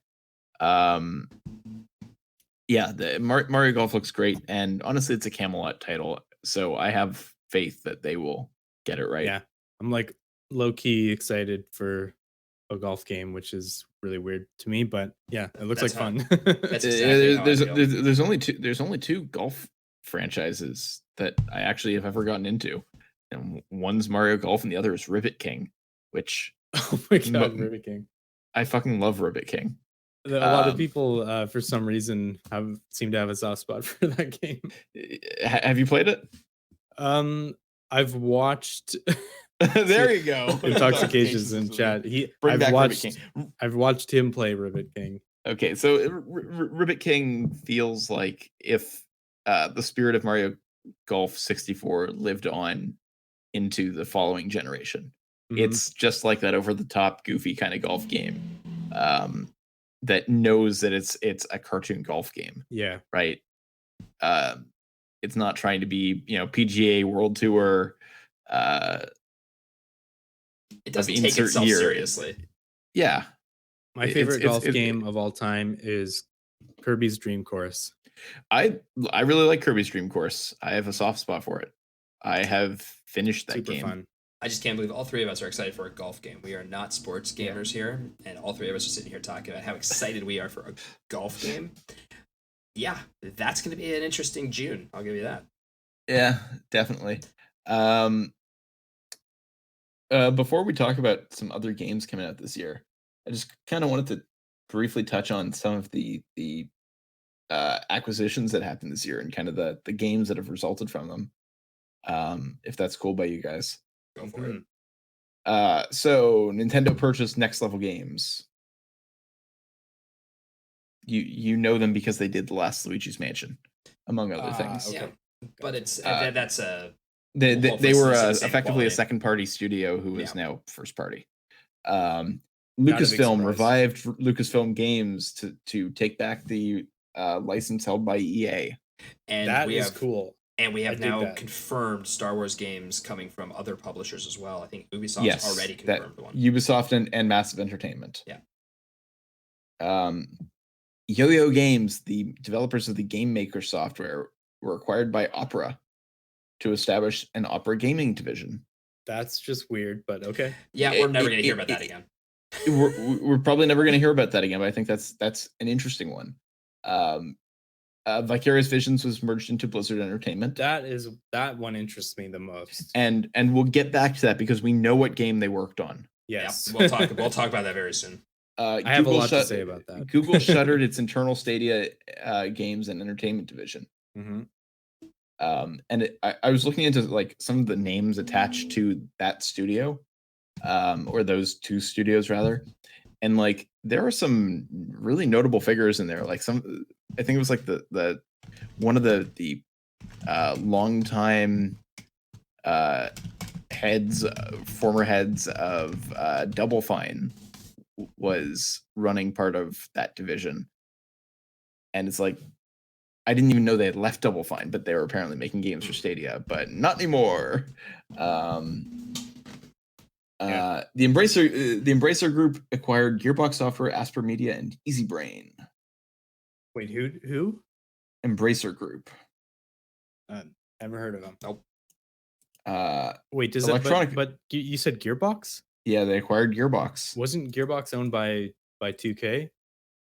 I think so. Embracer Group is formerly THQ Nordic. Or maybe they were just publishing. Yeah. Maybe they weren't owned by 2K. Maybe 2K was just publishing. They changed their name. They used to be THQ Nordic. Oh, 2K is still involved somehow. I think so. Interesting. EA completed its acquisition of Codemasters. So we were just talking about F1 2020. Again, that was Codemasters. Now it's an EA sports game. Great. It's in the game. So it's in the game. So yeah, those are the big acquisitions. And then, like a bunch of the big events for this year that would normally be held in person are all going digital this year. They didn't go digital last year, except for Tokyo Game Show, which is apparently planned to happen physically. Well, I do recommend not going over there. I mean, there's still going to be Olympics in Japan, which might make things not so good there. So, yeah, well, that's a separate issue altogether. Okay, so let's jump back for a second. Vicarious Visions. Yeah. Okay, let's talk. So BlizzCon just happened. I'm BlizzCon gonna just over happened. to you, Frostbite. You're the you got Diablo covered here. Oh boy, yes. I mean, so much. This was a pretty solid BlizzCon, actually. Don't you have phones? Especially compared to that one. But yeah, I mean, admittedly not the biggest Warcraft guy, but so they did announce, like, before we get to Diablo, because I could talk about Diablo for hours, but they did announce World of Warcraft Classic. They're going to be releasing Burning Crusade servers for Classic, which is the first expansion. Was the first expansion for World of Warcraft, and for a lot of people, myself included, that is kind of the definitive classic. Wow. I have to basically. ask this because I thought the whole idea of World of Warcraft Classic originally, and I'm saying this as someone who's never played World of Warcraft, but the whole idea of the classic servers were that it stripped it back down to nothing. Now, isn't releasing an expansion, even if it's just a re-release of one of the earlier expansions, isn't that basically just saying it's no longer classic again? Well, hold on. So I think I kind of get their mentality though. It's they're stripping it down to nothing for people who want to start back at zero. I don't know. I'm genuinely Right. asking the And question. then building it back up maybe differently this time around. So are they just re-releasing the exact same game over, like back from the beginning, and they're just gonna keep doing it for the next 15 years, and then they're gonna go back to classic again? Like, I don't understand. So I think this is really interesting because it says something uh, about games as a service and about game preservation, because the World of Warcraft was released in 2004 and it's been available, it's been running, it's been online ever since then, and yet it's a completely different game now than it was back then. So it's like the WoW I played in 2004 until WoW Classic came out, nobody could play that. I could describe it to you. It's not the same WoW you could play now, and there was no way that you could go back and play that without maybe some like third party mods or something. Um but yeah, like I so I kind of like I think is that like the equivalent of like the what was it FF14 A Realm Reborn, where they just blew up the old world and it was effectively a brand new MMO. No, they've never really. The closest thing they got to that, and so I dropped off playing WoW after the second expansion, which was Wrath of the Lich King. I stopped playing during that, but from what I know, Cataclysm was the expansion that had the biggest change to the world itself. That was the closest they got to the Realm Reborn sort of thing. So I think, and honestly, yeah, I think like and I think that ticked off a lot of players, and I think even if they took Classic as far as that, that would make a lot of people happy. But from my understanding is, if I've got my information correct, I think what they're doing with this is they're going to keep the classic vanilla classic servers, but they're adding Burning Crusade servers as well. So now you can play either version. So I am kind of right though, to an extent, that they're basically re-releasing the exact same game and capitalizing and doing the whole A little bit. and give us money thing. Sure, they're capitalizing, but people want it. Yeah, don't get me wrong, but I was right. I mean, this is no different. It's really no different than what Nintendo's doing, re-releasing Skyward Sword, Twilight Princess. Like, hey, those I games, know I'm a sucker. and the timeline on those games is very similar as well. Like, yeah. I was just wondering if that's if it was truly like a re-release, or if they were just stripping the game back down. Like, I was really unsure because I'm not a WoW guy. So and if you pay into the subscription for WoW, you get WoW Classic automatically. How does that work? So again? I mean, I'm not really a fan of this. I get why they're doing it from a business perspective, but it's all under the same subscription. So when you subscribe, you can play Classic, or you can play what they call retail, like the current version. You can play them both. You can play whatever you want. You have to download separate clients for them, but your subscription gives you access to both. Well, so then you're not really paying for the old game. Yeah, unless they up the subscription fee. It's the same subscription fee. Yeah, so you actually you don't have to buy the game. You don't have to buy the box anymore. No, you just pay the sub. I miss seeing those boxes everywhere. Yeah, I understand though, but that was not the biggest news that came out of BlizzCon. No, we'll get to that in a second though. But with regards to Vicarious Visions, just kind of their last few years have been kind of big for them. Yeah, sure. Let's look at what they've worked on. 2017, they did some support for Bungie for Destiny 2, and they did the Crash Bandicoot Insane trilogy. In 2020 they put out Tony Hawk's Pro Skater 1 and 2, which was just announced for all platforms that it wasn't available for at its original launch. Right. I don't know why they chose to delay the launch on Switch I get the delaying launch on modern platforms, but Usually, you see that a lot because Switch is a very vastly different hardware, very yeah, different chipset. So it just takes I more get work. that. I just mean like I feel like at some point you have to be able to say, okay, we're gonna give it to this porting team so that they all come out at the same time, and rarely do. They don't care. That's the thing, you know. Yeah, like, I get that. It just it's happened continuously with Vicarious Vision software, which is why I bring it up. But because this happened with Crash as well, where it came out much later on Switch, even though it sold the best on Switch. Well, yeah, and it's the best format for it. I think it's just because they, like I said, it's very different hardware, so it just takes longer to make, and they don't want to wait to capitalize on the revenue. So it makes sense just release what you got. Go ahead and fix the ports later. Now, I think the tragedy of their acquisition is that any hope that they were going to be involved with Tony Hawk more in the future is kind of gone. But yeah, so of course this year they are putting out Diablo 2 Resurrected, which I think was the big news that you were referring to. That's the one that's getting the most press from what I can see. Because Overwatch 2 doesn't have a launch date in sight. Nor does Diablo 4. Nor does Diablo 4. To be fair, they showed a lot of cool stuff for both of those games. Overwatch 2. Oh yeah, they showed plenty of stuff. That's not the problem. It's just that they had there's no launch conference window at all. They had a full section of the conference for each of those games, and you know. But they're not really on the 2021 radar, which is kind of what we're talking about. No, so. But if we're talking about BlizzCon, since it's already happened. Yeah.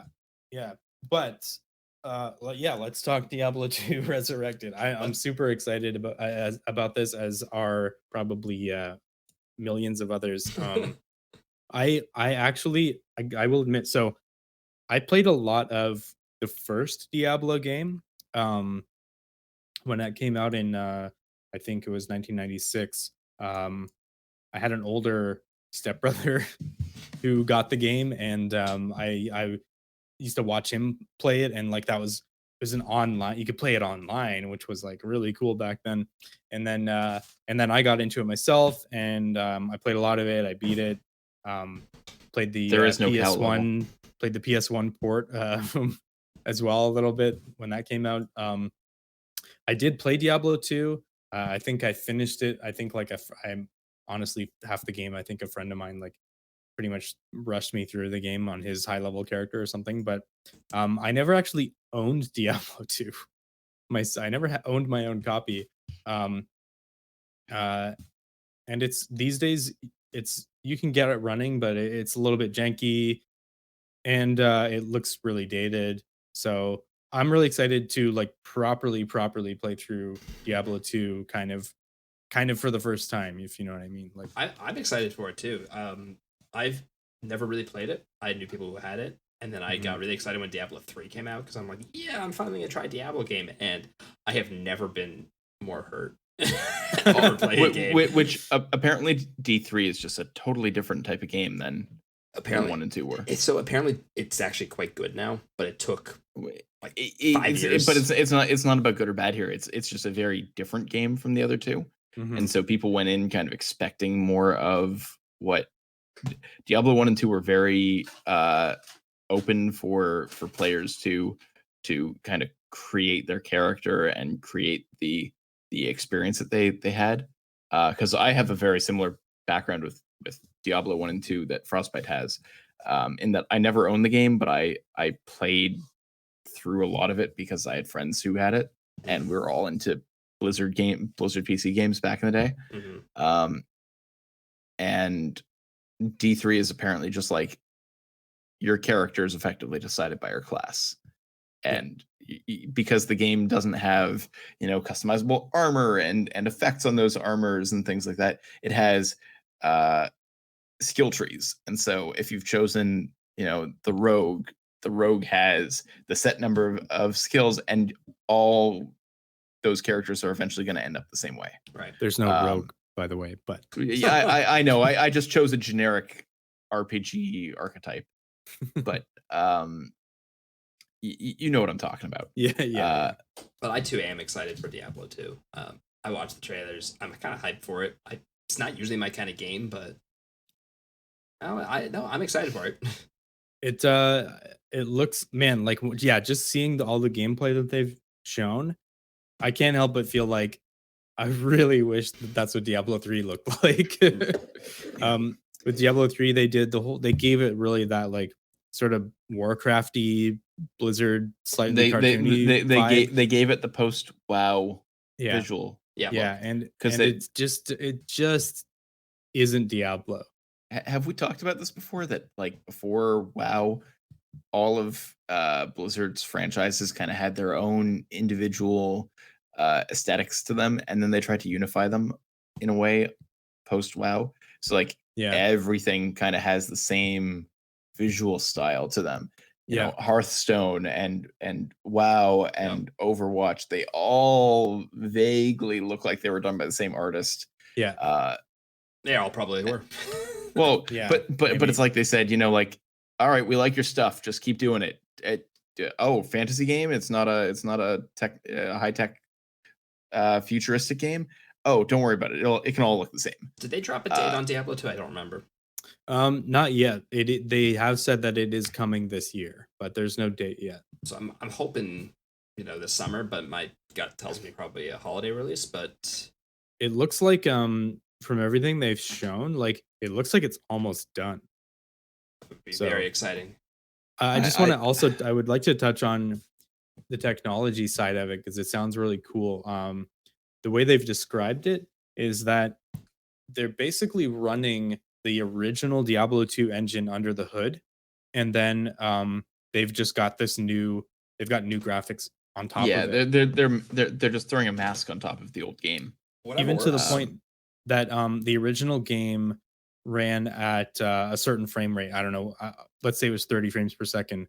The original game ran at 30 frames, and the frame rate was tied to 25. It ran at 25 FPS, and the game logic was tied to that frame rate. And a lot of games do this still, but that means that they wouldn't really be able to increase that frame rate without altering the game logic. So what they did is they have that those ticks of 25 ticks per second running behind the scenes, but then they're just showing so that like when calculating your damage, when calculating pretty much anything that the game needs to calculate, it's happening 25 times per second, but then they're showing the smoother uncapped frame rate animations over top of that. So it's really cool the way they've achieved that, I think.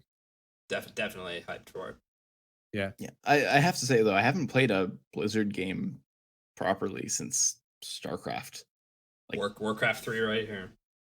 Well, I have both the battle chests for StarCraft and Warcraft 3 up on the shelf, and like that was those were my middle school days. Was just nonstop StarCraft and Warcraft, but I never got into StarCraft 2. I never got into Hearthstone or WoW or Overwatch.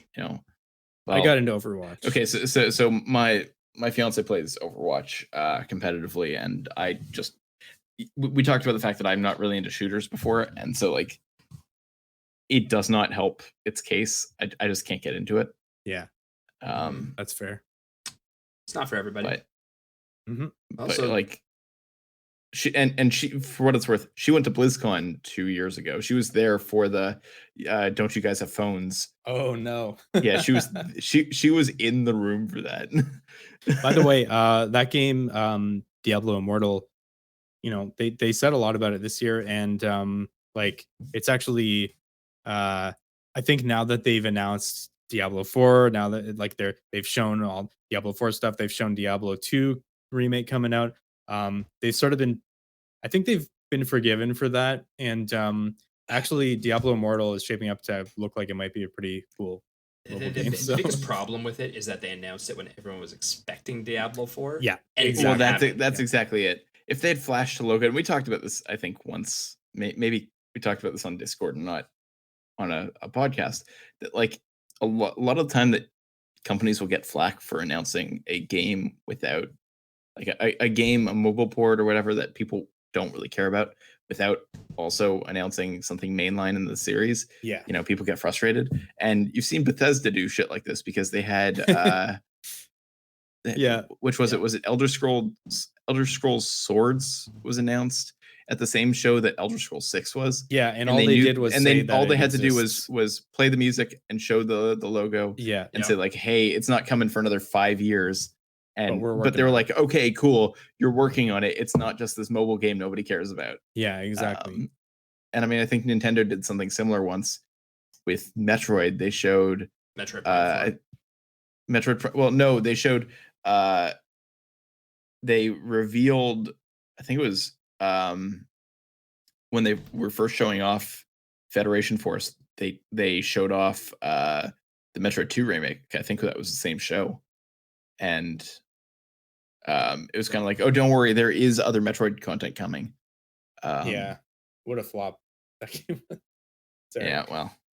Anyway, Blizzard's leading the way with a nice remaster here. We were talking before about 2020 was this year of remakes and remasters.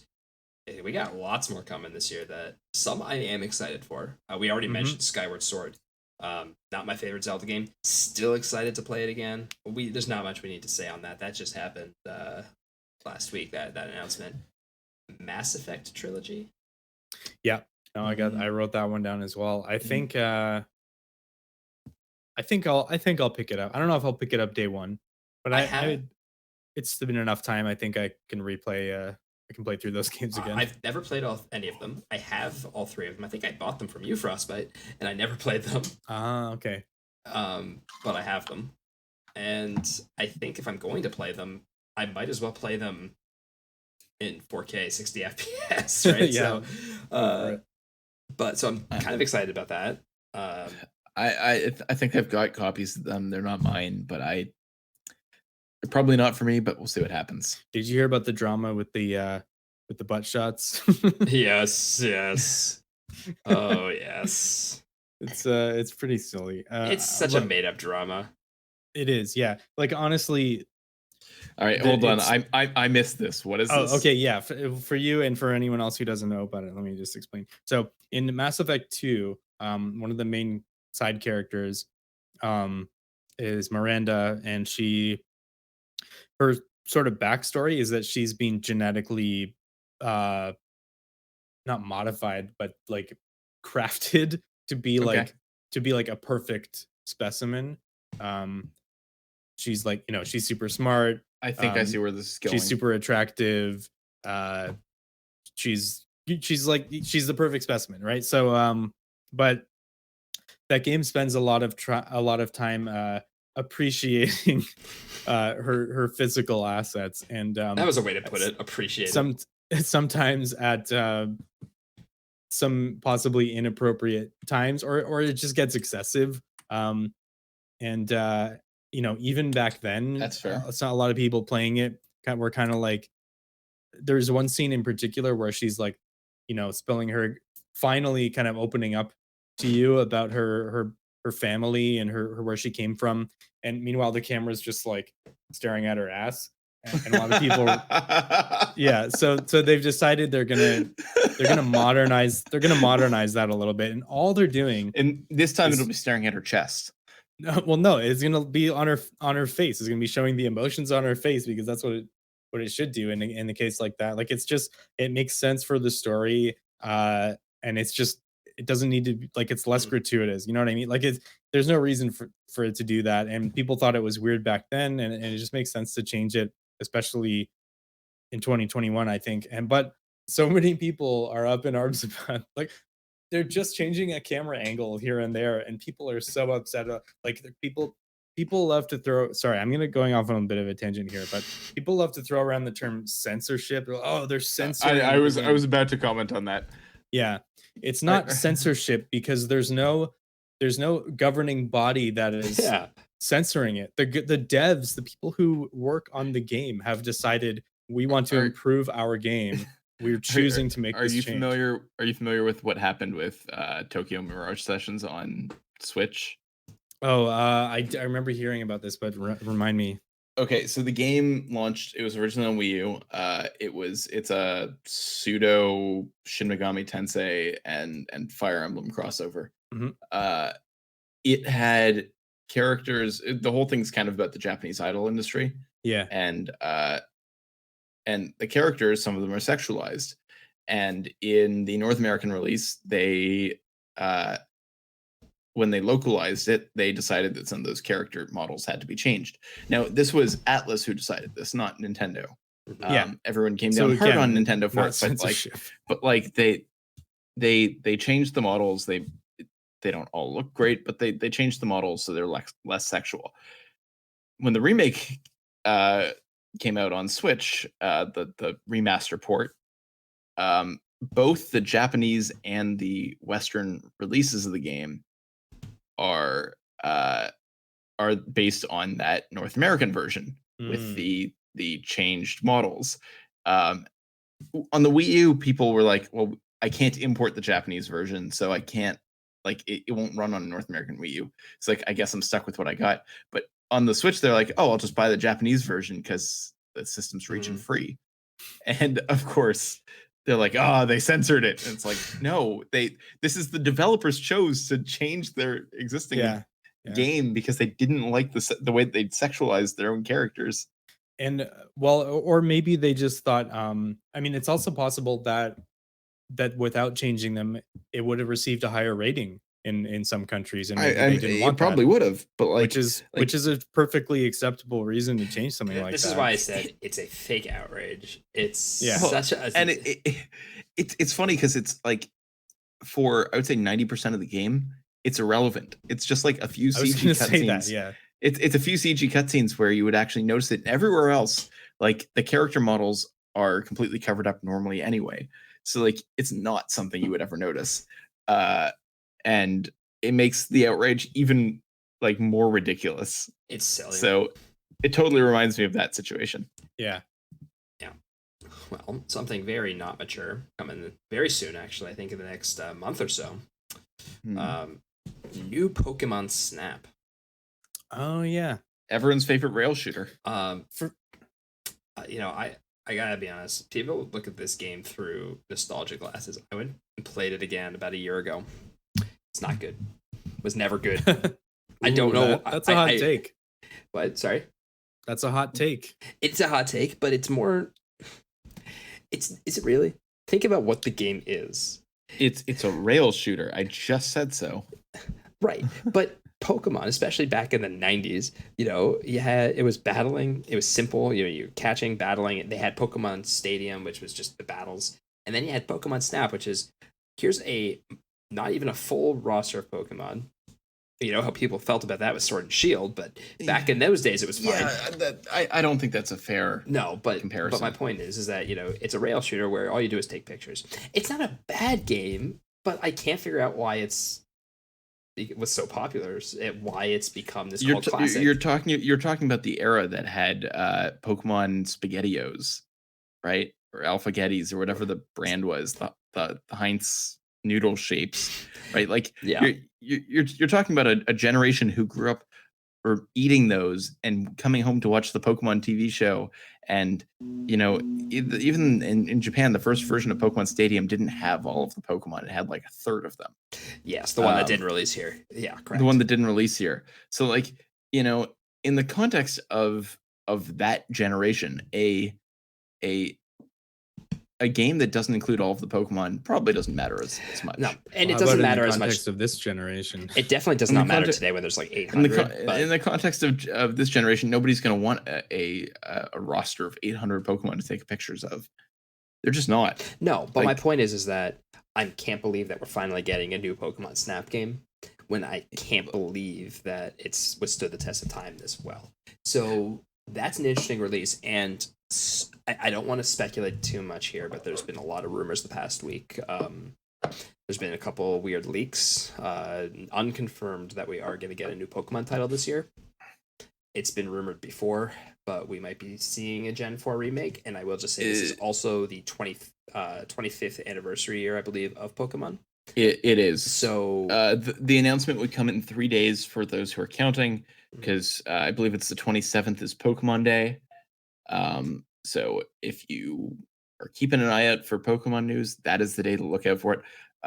Probably worth noting, it would happen in Japan's February 27th, not North America's February 27th. So if you're wondering why the Pokemon Twitter account isn't tweeting, it's probably because they did 14 hours earlier. Right. And another thing to remember is that, I know the Zelda anniversary just passed. That doesn't mean Nintendo's not going to do something to celebrate a little bit later, but Pokemon does operate a little bit differently because of the Pokemon company. So, it's going to be a little outside Nintendo here. It's worth noting that it's also been 2 years since Sword and Shield released, and the Pokemon company operates as a multi-platform, multimedia, whatever you want to call it, entity, and so decisions aren't just based on selling games; they're based on selling trading cards, and they're based on putting out a new season of the anime, and they're based on all of the other merch that they can push out there,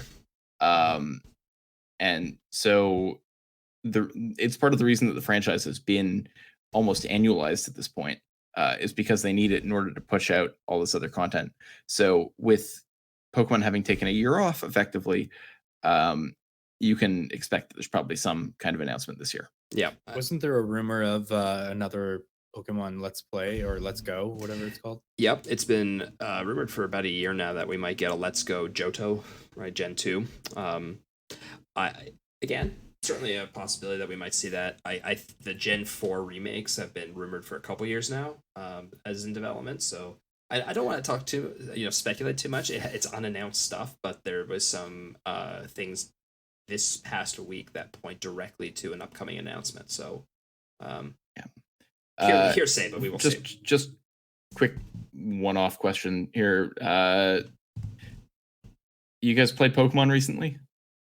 At all? Which Pokemon? Any of them? Not since I didn't finish Crown Tundra last fall. Cool. Nah. Frostbite? Nah. Frostbite, I know that was your cat, but from behind it looked like it was just behind it looked like it was a raccoon just jumped on your desk. Yeah.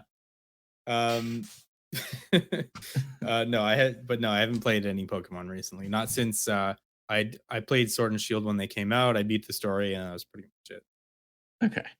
And I can't speak for either of you, but I really haven't been impressed by Pokemon in many, many years. So even though I've played all of them, I probably haven't had much love for the franchise since 2011. Yeah, I mean, I think Sword and Shield were decent. I think they're a step in the right direction, but it just feels like they're not really pushing the bar that much. They don't have to push the bar that much. I know. Game Freak People and Nintendo, buy it Pokemon anyway. Company, they've proven that they can slap the Pokemon label on anything and it will sell. So they don't have to put that much effort into it. And I don't want to get into a whole Pokemon debate here. All three of us could probably talk about that for a whole podcast too. But maybe we will someday. Maybe we will someday. But yeah, like I said, there is some potential Pokemon news, but we are getting a new Pokemon Snap this year. That is confirmed. I'm cool with it not being Gen 4 if there is new Pokemon, because that's my opinion of Gen 4. Yeah. Which one's Gen 4? Diamond, Pearl, and Platinum. I actually do have a soft spot for it. I acknowledge it's not the best, but I have a soft spot because I actually had skipped Gen 3 back when it first came out, and I came back with Gen 4. So it's just a soft spot, but That's cool. Yeah. All right. Let's look at. I'm looking at. We'll some talk other Pokemon stuff. at another point in time, I'm sure. Oh yeah. Well, let me drop one. I know you guys aren't really into this franchise, but I'm looking at Resident Evil Village coming up on May 7th. I'm not that into this franchise, and I'm still looking at Resident Evil Village because it looks amazing. It looks pretty good. Everybody's really into that tall woman, right? Oh my god! I'm glad that I feel like the internet has finally the memes are dead. Down about that a little bit, but it was like so over the top. Yeah, I don't know. Just whatever. When do we fucking get to the point where people started simping for Resident Evil characters? Oh, come on! Have you don't been be on? Have throwing you out been on the terms internet? like that? You were almost a Jill sandwich. But no, it does look pretty cool. It's sounding like it's going to be hopefully a nice marriage between the styles of Resident Evil 7 and Resident Evil 4. So yeah, we just that pretend sounds that like it 5 could be and pretty 6 cool. don't exist. Yeah, Right? That's the rule, right? What? We just pretend that 5 and 6 don't exist, right? Some people like pretty them. much. Yeah, they weren't exactly big hits. Village definitely is got me interested, and I'm not even a player. Like, I'm not even a Resident Evil guy for the most part, but yeah, it looks good. I wanted to bring up. Sorry, go on. I want to bring up Ratchet and Clank. Okay. So I haven't played the reboot one that came out a couple years ago on PS4. For the record, it's going to be free in about a week. But the new one, we were talking about, how, looking ahead to, how our PS5 and Xbox are doing. There's some real technical, interesting things going on in Ratchet and Clank Rift Apart coming out. Really pushing forward the idea of utilizing the SSD to its full capabilities, and I'm very interested to see it. I might not play it right away, but that's something I'm keeping my eye on. I've never played a Ratchet and Clank game, so I don't know. I played the first one on stream a few months ago and was not impressed. The first one, right? Not the remake. No, the first one on PlayStation 2. Yeah, I was not impressed. And I was surprised that I wasn't impressed, given that team had such success in the years leading up to that. And it just felt like they totally forgot how to make a platformer. I wonder if it played better when it came out, and now it's so many years later, just has aged so badly that it's just unplayable.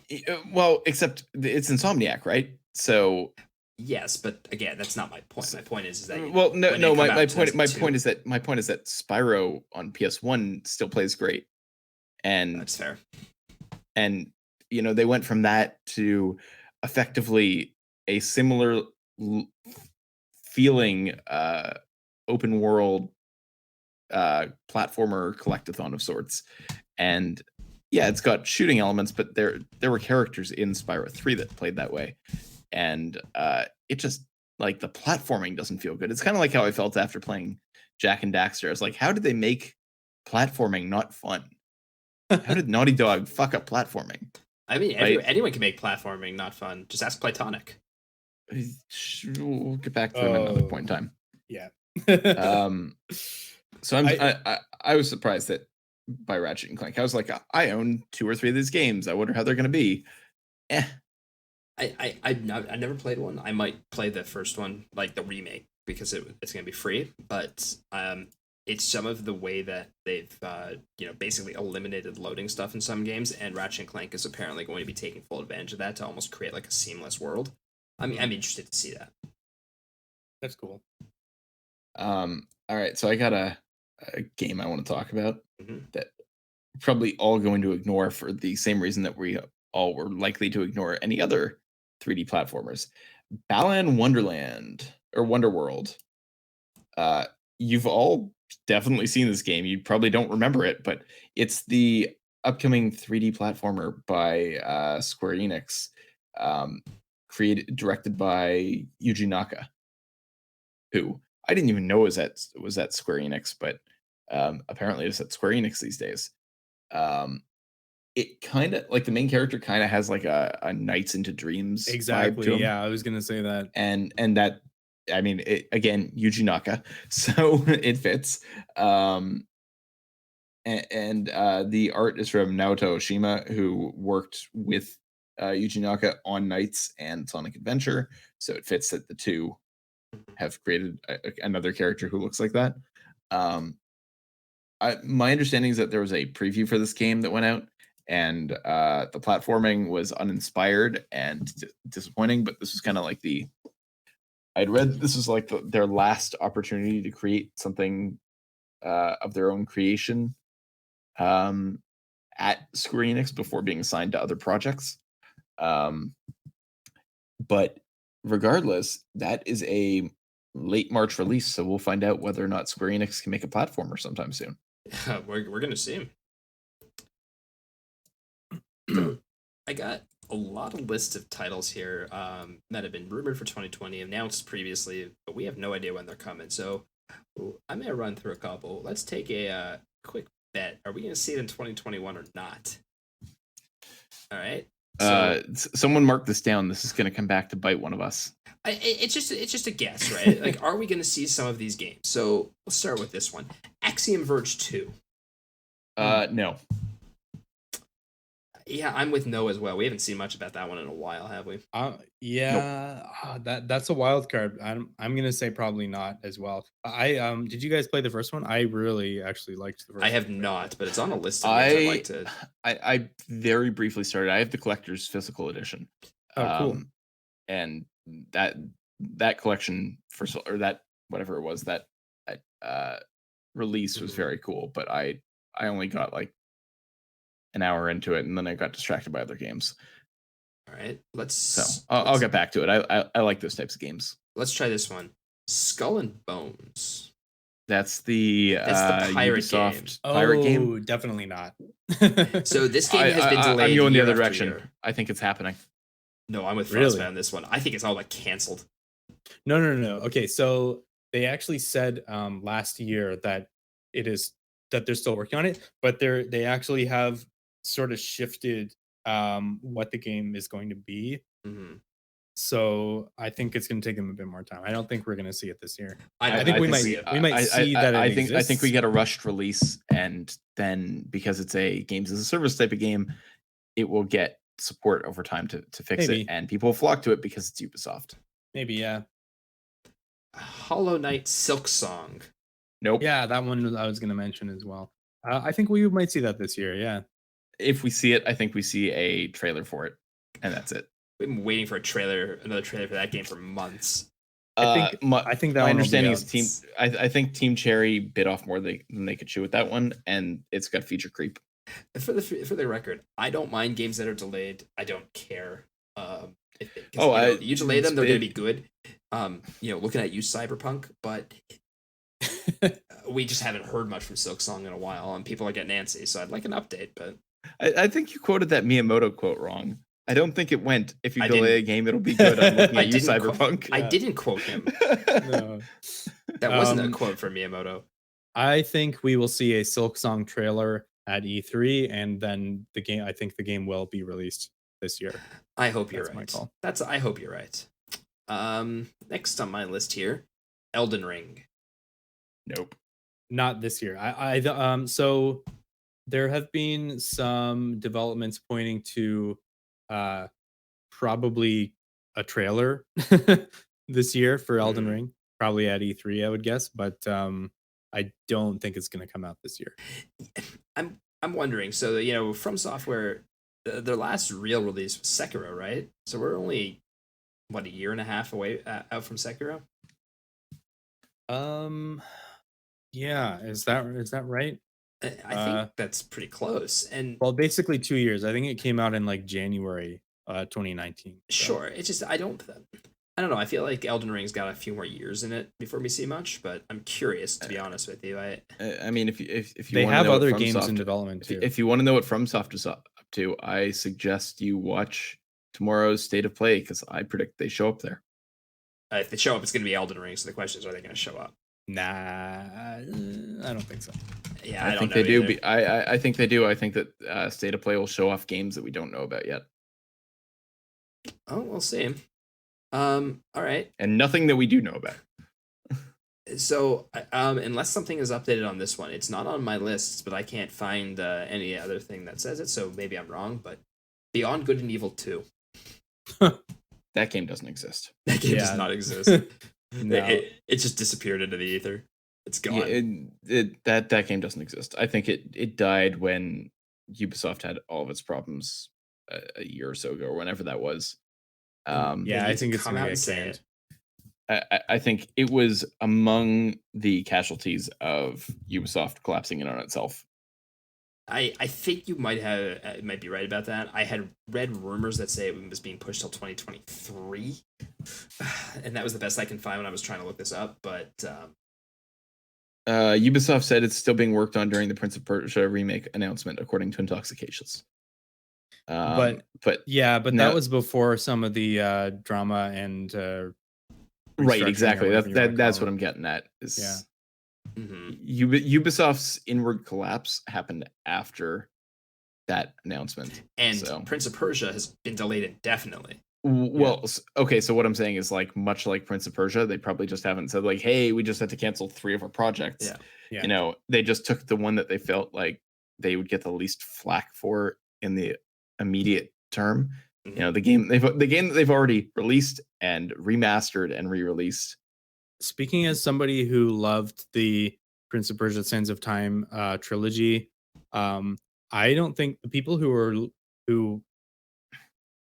looking forward to that remake are not upset that it's being delayed, No, not at all. because that it needed it. Well, here's the thing: is it looked worse than the HD remaster. Yeah, it didn't. Right. It looked really janky. It needs a coat of paint. Yeah, You should never make a remake of a game that looks worse than the remaster from 8 years earlier. Yeah. All right, I got 2 more on my list that we'll see if they come in this year. Next one, and this one because I've been thinking about this one every year, but I don't know where it's been lately. System Shock Remastered. That one's coming. Oh yeah. That one's gonna drop without fanfare. It hasn't. We haven't heard about it, I think, in 2 years. I predict that one just shows up and people are like, wait, hold up, what? Yeah, I'm waiting to hear much about that one. All right, last one on my list, and just for the record, I'm a no on this one, but people keep saying it's going to happen in 2021. The Legend of Zelda Breath of the Wild sequel. Yeah. Okay, so I want to touch on that one, because I think yes. Really? And I think yes, but I do not think that it will come with any kind of Switch hardware update, as many people seem to think it will. A lot of people have been rumoring that it it's going to come with like a Switch Pro or something like that. I don't think a Switch Pro is in development. I think Nintendo is looking longer term than that, and they see that the current sales of the platform are doing just fine enough. They don't need to put a second piece of hardware out there. They can barely keep the ones that they have on the shelves as it is. I think Breath of the Wild, the Breath of the Wild sequel, they're going to call it part of the Zelda 35th anniversary, and it's going to be released early next year. That's my guess. Call. That's my guess. I think here's my real thing. I think we're going to get a title at E3. I think we're going to get a date for Q4 2021, and then it's going to get pushed. It gets delayed. Okay. No, hold up. That sits with what I was about to say, though, is it is set for late November, early December, and then gets pushed 3 weeks forward into January. No, it's going to come out in March. And it's going to follow the exact same release cycle, I think, that Breath of the Wild 1 did. Here's the other thing. I disagree, only because I think it's going to be the holiday game. I just think January is a bad time to release games. That's why they won't push until January. So it's a bad time for game sales because it's after Christmas. That's why you don't see a lot of AAA releases come out in January. So then I have to ask, what's going to be the holiday release? Oh, I don't know the answer to that yet, and we might not know the answer to that. I don't think we should spend too much time speculating because we haven't seen. E3 is happening this year, and Nintendo does tend to do an E3. But when it comes to Zelda, can we talk about that? We can in a minute. When it comes to Zelda, I just have to say, I can't think of one major Zelda console release that has not been delayed, with the exception of maybe Majora's Mask, and that's a very weird case. So, I don't think it's coming this year, because if we're going to follow right patterns, it's going to get delayed, as it should. Okay. E3. Do we think it's a separate event from Jeff Keighley's Summer of Gaming? Yes. Yeah. All right. Do we think that E3 is as big as Summer of Gaming? Because I think Summer of Gaming is going to be the bigger event this year. No. I think they're for different audiences. I think E3 is going to be bigger. Because I think E3 has a brand recognition. And so it's going to be, as a digital event, people are going to catch it more because they understand what it is. but I think Summer of Gaming is going to be a better event. Okay, that's fair. I think that it depends on the company that some companies will, and I'm looking mostly at Sony here. Maybe to some extent Nintendo. I think the two of them will look at E3 and say, last year we put out, monthly updates on products, and how did that do compared to that one big blast in June? And I think they'll both opt to do the monthly thing again. I think that one big blast for Nintendo had like the effect that monthly updates on games had for them last summer meant that they could focus on Paper Mario in June and focus on whatever the game was in July. I'm blanking on it. Yeah. And that worked out incredibly well for them. And if that one big blast, let's be honest, people tune into those things for like one, maybe two big announcements. Yeah. And then they everything can else gets overshadowed. Everything else gets overshadowed. They can put out their partner directs, their mini directs each month over the course of the summer. And Jeff Keighley will capitalize on that. And I think Summer Gaming is going to be the bigger one this year. The difference is that the last year they didn't have a choice. They didn't have the content to announce in a big forum at one big event, and they admitted as such. COVID screwed up everything, so they weren't able to properly announce things because they just didn't have them to show. So although I think you're right that it worked out very well for them, now that things are a little different and they can do a big event, will they kind of go back to what worked before this year? I don't know the answer to that. I don't think that we'll know for sure. I think that Nintendo will do a show, a direct on E3. I think Microsoft will have a digital press conference. I think that Ubisoft will have a digital press conference. I think Bethesda will have a digital press conference. Even though they're part of Microsoft now, I still think that they will. And Sony will not, because Sony hasn't for a while. Fair. If I may. Yeah, go for it.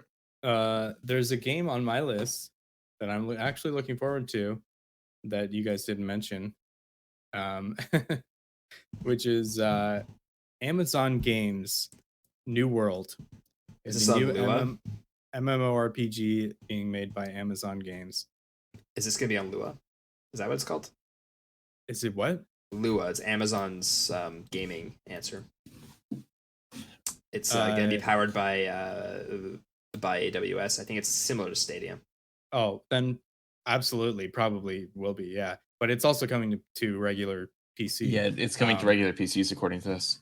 Yeah, I played the beta a few months back, and it was actually super fun. I really liked it, and yeah, I'm actually looking forward to it. I think it's going to be pretty cool. It's got like large scale PvP battles, which is, and it plays like, it doesn't play really like an MMORPG. I mean, it does, but like it when you're in those big battles, like it could just be I don't know, what can I compare? I don't know what to compare it to. Like it could just be like Fortnite or I don't know if you guys have played For Honor. Like that's a good comparison. Just for I know that's I know the game, but I've never played it. Yeah, honestly, like it feels like an action game, which is really cool. That actually intrigues me. I've never been able to get into an MMO, and I think part of the reason why is I've always missed the boat. You know, you start 6 months later, everyone's already too far ahead of you. So maybe now's the time. The only MMO I've ever really sunk my teeth into was RuneScape back in the day. Oh wow! Yeah, dating ourselves. Never said we were young. New World looks pretty cool though. I think, as I said, I played the beta, and I'm definitely pretty intrigued to see how it turns out. Well, definitely something to look at there. I mean, we've only scratched the surface here. I mean, I'm looking at other lists here, games that are definitely highly anticipated, even though we might not have mentioned them. Far Cry 6 is been delayed, but it's still apparently coming. No More Heroes 3 has a release date now for August. I kind of want to go back and buy the first two games.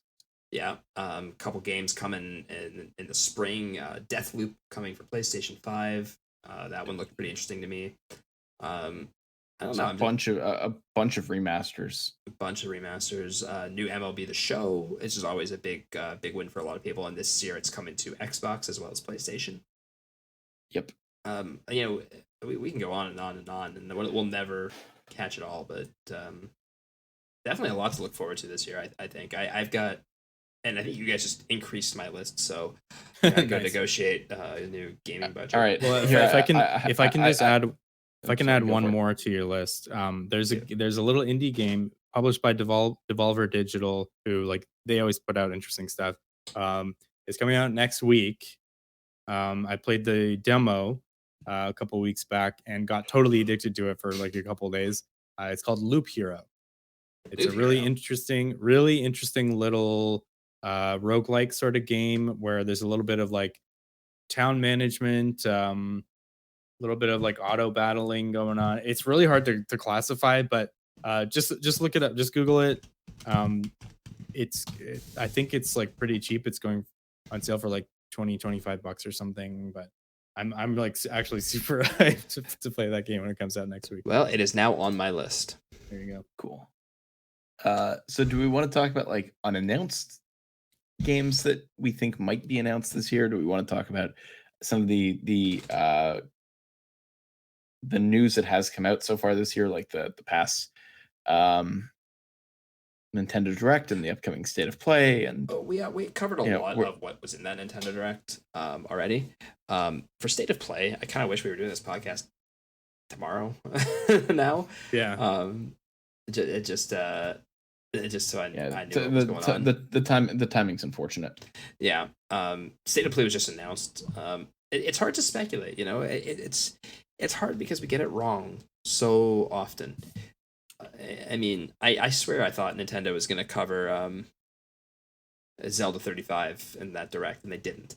So, I mean, we could talk about what we think is going to come, but I to be honest with you, I don't know what I think is going to come. I just don't know anymore. This whole I used to be so good about this, and now I just can't predict a damn thing. I'm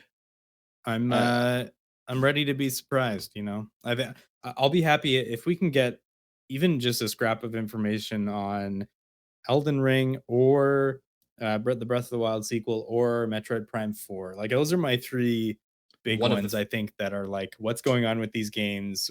When can I get some more information? If we can get one of the three, I'd be happy. Do you think that next Bethesda game comes out or is announced with a release date? Whatever it's called, like Starbound or Starfield. Starfield, that's the one. I don't know. Bethesda's in a transition right now, right? So they were just bought by Microsoft. Oh, so that's right. So they're also in a transition. I imagine we don't see anything, and we see a lot of ESO and Fallout 76 this year, and nothing else, and that might be just okay. There was a slight leak that no one can decide if it's legitimate or not. If you guys saw that, for the Elder Scrolls 6, and people are upset, which makes no sense. So there was a 10-second clip of somebody walking around grass and rocks. That's it. That's all it was. Leave it to the internet to get upset about that. And they're upset because they're like, looks like crap. And I'm like, you're looking at something that's not even confirmed footage from a game that's still 5 years out, because let's be honest, it's 5 years out. So well, they said it was coming out sometime after Starfield, which is why I asked about Starfield. Right, and I think it's Starfield. Again, you can correct me if I'm wrong. There's a couple Star games out there. I'm pretty sure it's Starfield. If we're lucky, we'll see it. I think not. I think we're going to see that game come out in 2023. I just don't know. Fair enough. I agree. I don't know. I think Nintendo wraps up Fighters Pass 2, and then Mr. Sakurai gets stuck doing another one. Never gets to develop a new game. Yeah, you're probably right about that. But forever we stuck won't with see that Smash Bros. Until the end of the year for sure, because they did say Fighters Pass 2 will take us to the end of 2021. Yeah, there's still 2 characters left. Cool. Yep. I'm here for it. Yeah. Trying to think if I had any other predictions for the year. I don't know. It's weird. Usually, I feel like we would know more about what some of the larger companies are up to, and it feels like for some of them, we just know a lot of the remakes or ports that they're working on. And so it's like, oh yeah, what's Square Enix up to? Well, they're up to Balan Wonderland and porting another Mana game, Final Fantasy VII Remake. and Final Fantasy VII Remake, and Final Fantasy 16, Which we're not gonna see and this year. which we're not going to see. We're not going to see either of those two games for another year or so. So what are they planning on putting out this year? You know what? Right, I and- think it's one of these things where we gotta sit and wait and see. We don't know because last year was such a there's been a lot of rumors actually that this is the year of Dragon Quest 12. maybe, but you know, maybe That we got those that games to are the point, straightforward enough, and they've been effectively re-releasing the same one now for a few years. So it has given the main team, plenty of time to work on 12. well, like I was saying, 2020 was a weird year, and we didn't get the news that we normally do, and so 2021 is kind of a question mark. Yeah. We put a lot of stuff out there today, a lot of things to look forward to, a lot of lists. I don't even.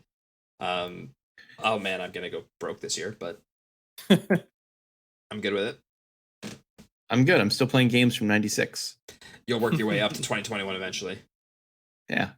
It's just like Dragon Quest. I'm having trouble getting, through the present year, but I'll get there eventually. Chat, by all means, feel free to shout off and chat on Twitter, on Discord. Please let us know what you guys are thinking for 2021. We'd love to hear from you. What else can we say about it? What we covered every genre imaginable, hadn't we?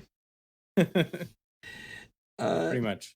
I think so. I think that's gonna just about do it, guys. Again, please by all means follow us on Twitter. You can follow some of our content on YouTube as well. And drop in on the Discord, because you're going to want to for next week's stream next week, which is going to be a community event. We're opening up the Totally Average Gamers to Totally Average Game with us. We will be doing a community event right here on this channel next week, Wednesday around 8 p.m. If you're interested, we will definitely be talking more about that as the week goes on. But please, guys, if you're not in Discord, jump on into Discord. We'll chat about it. We'll find a game to play. And you can keep up to date with all of the stuff that we're doing and coming up. So I'm definitely looking forward to that, because it's just, I got to share how bad I am at games with everybody. So that's got to go, guys. You're not bad at time. games. You're average. Very, very average. With that, folks, thank you again for joining us for the Totally Average Gamers podcast. We will catch you all again soon. Stay average, everybody. Stay average.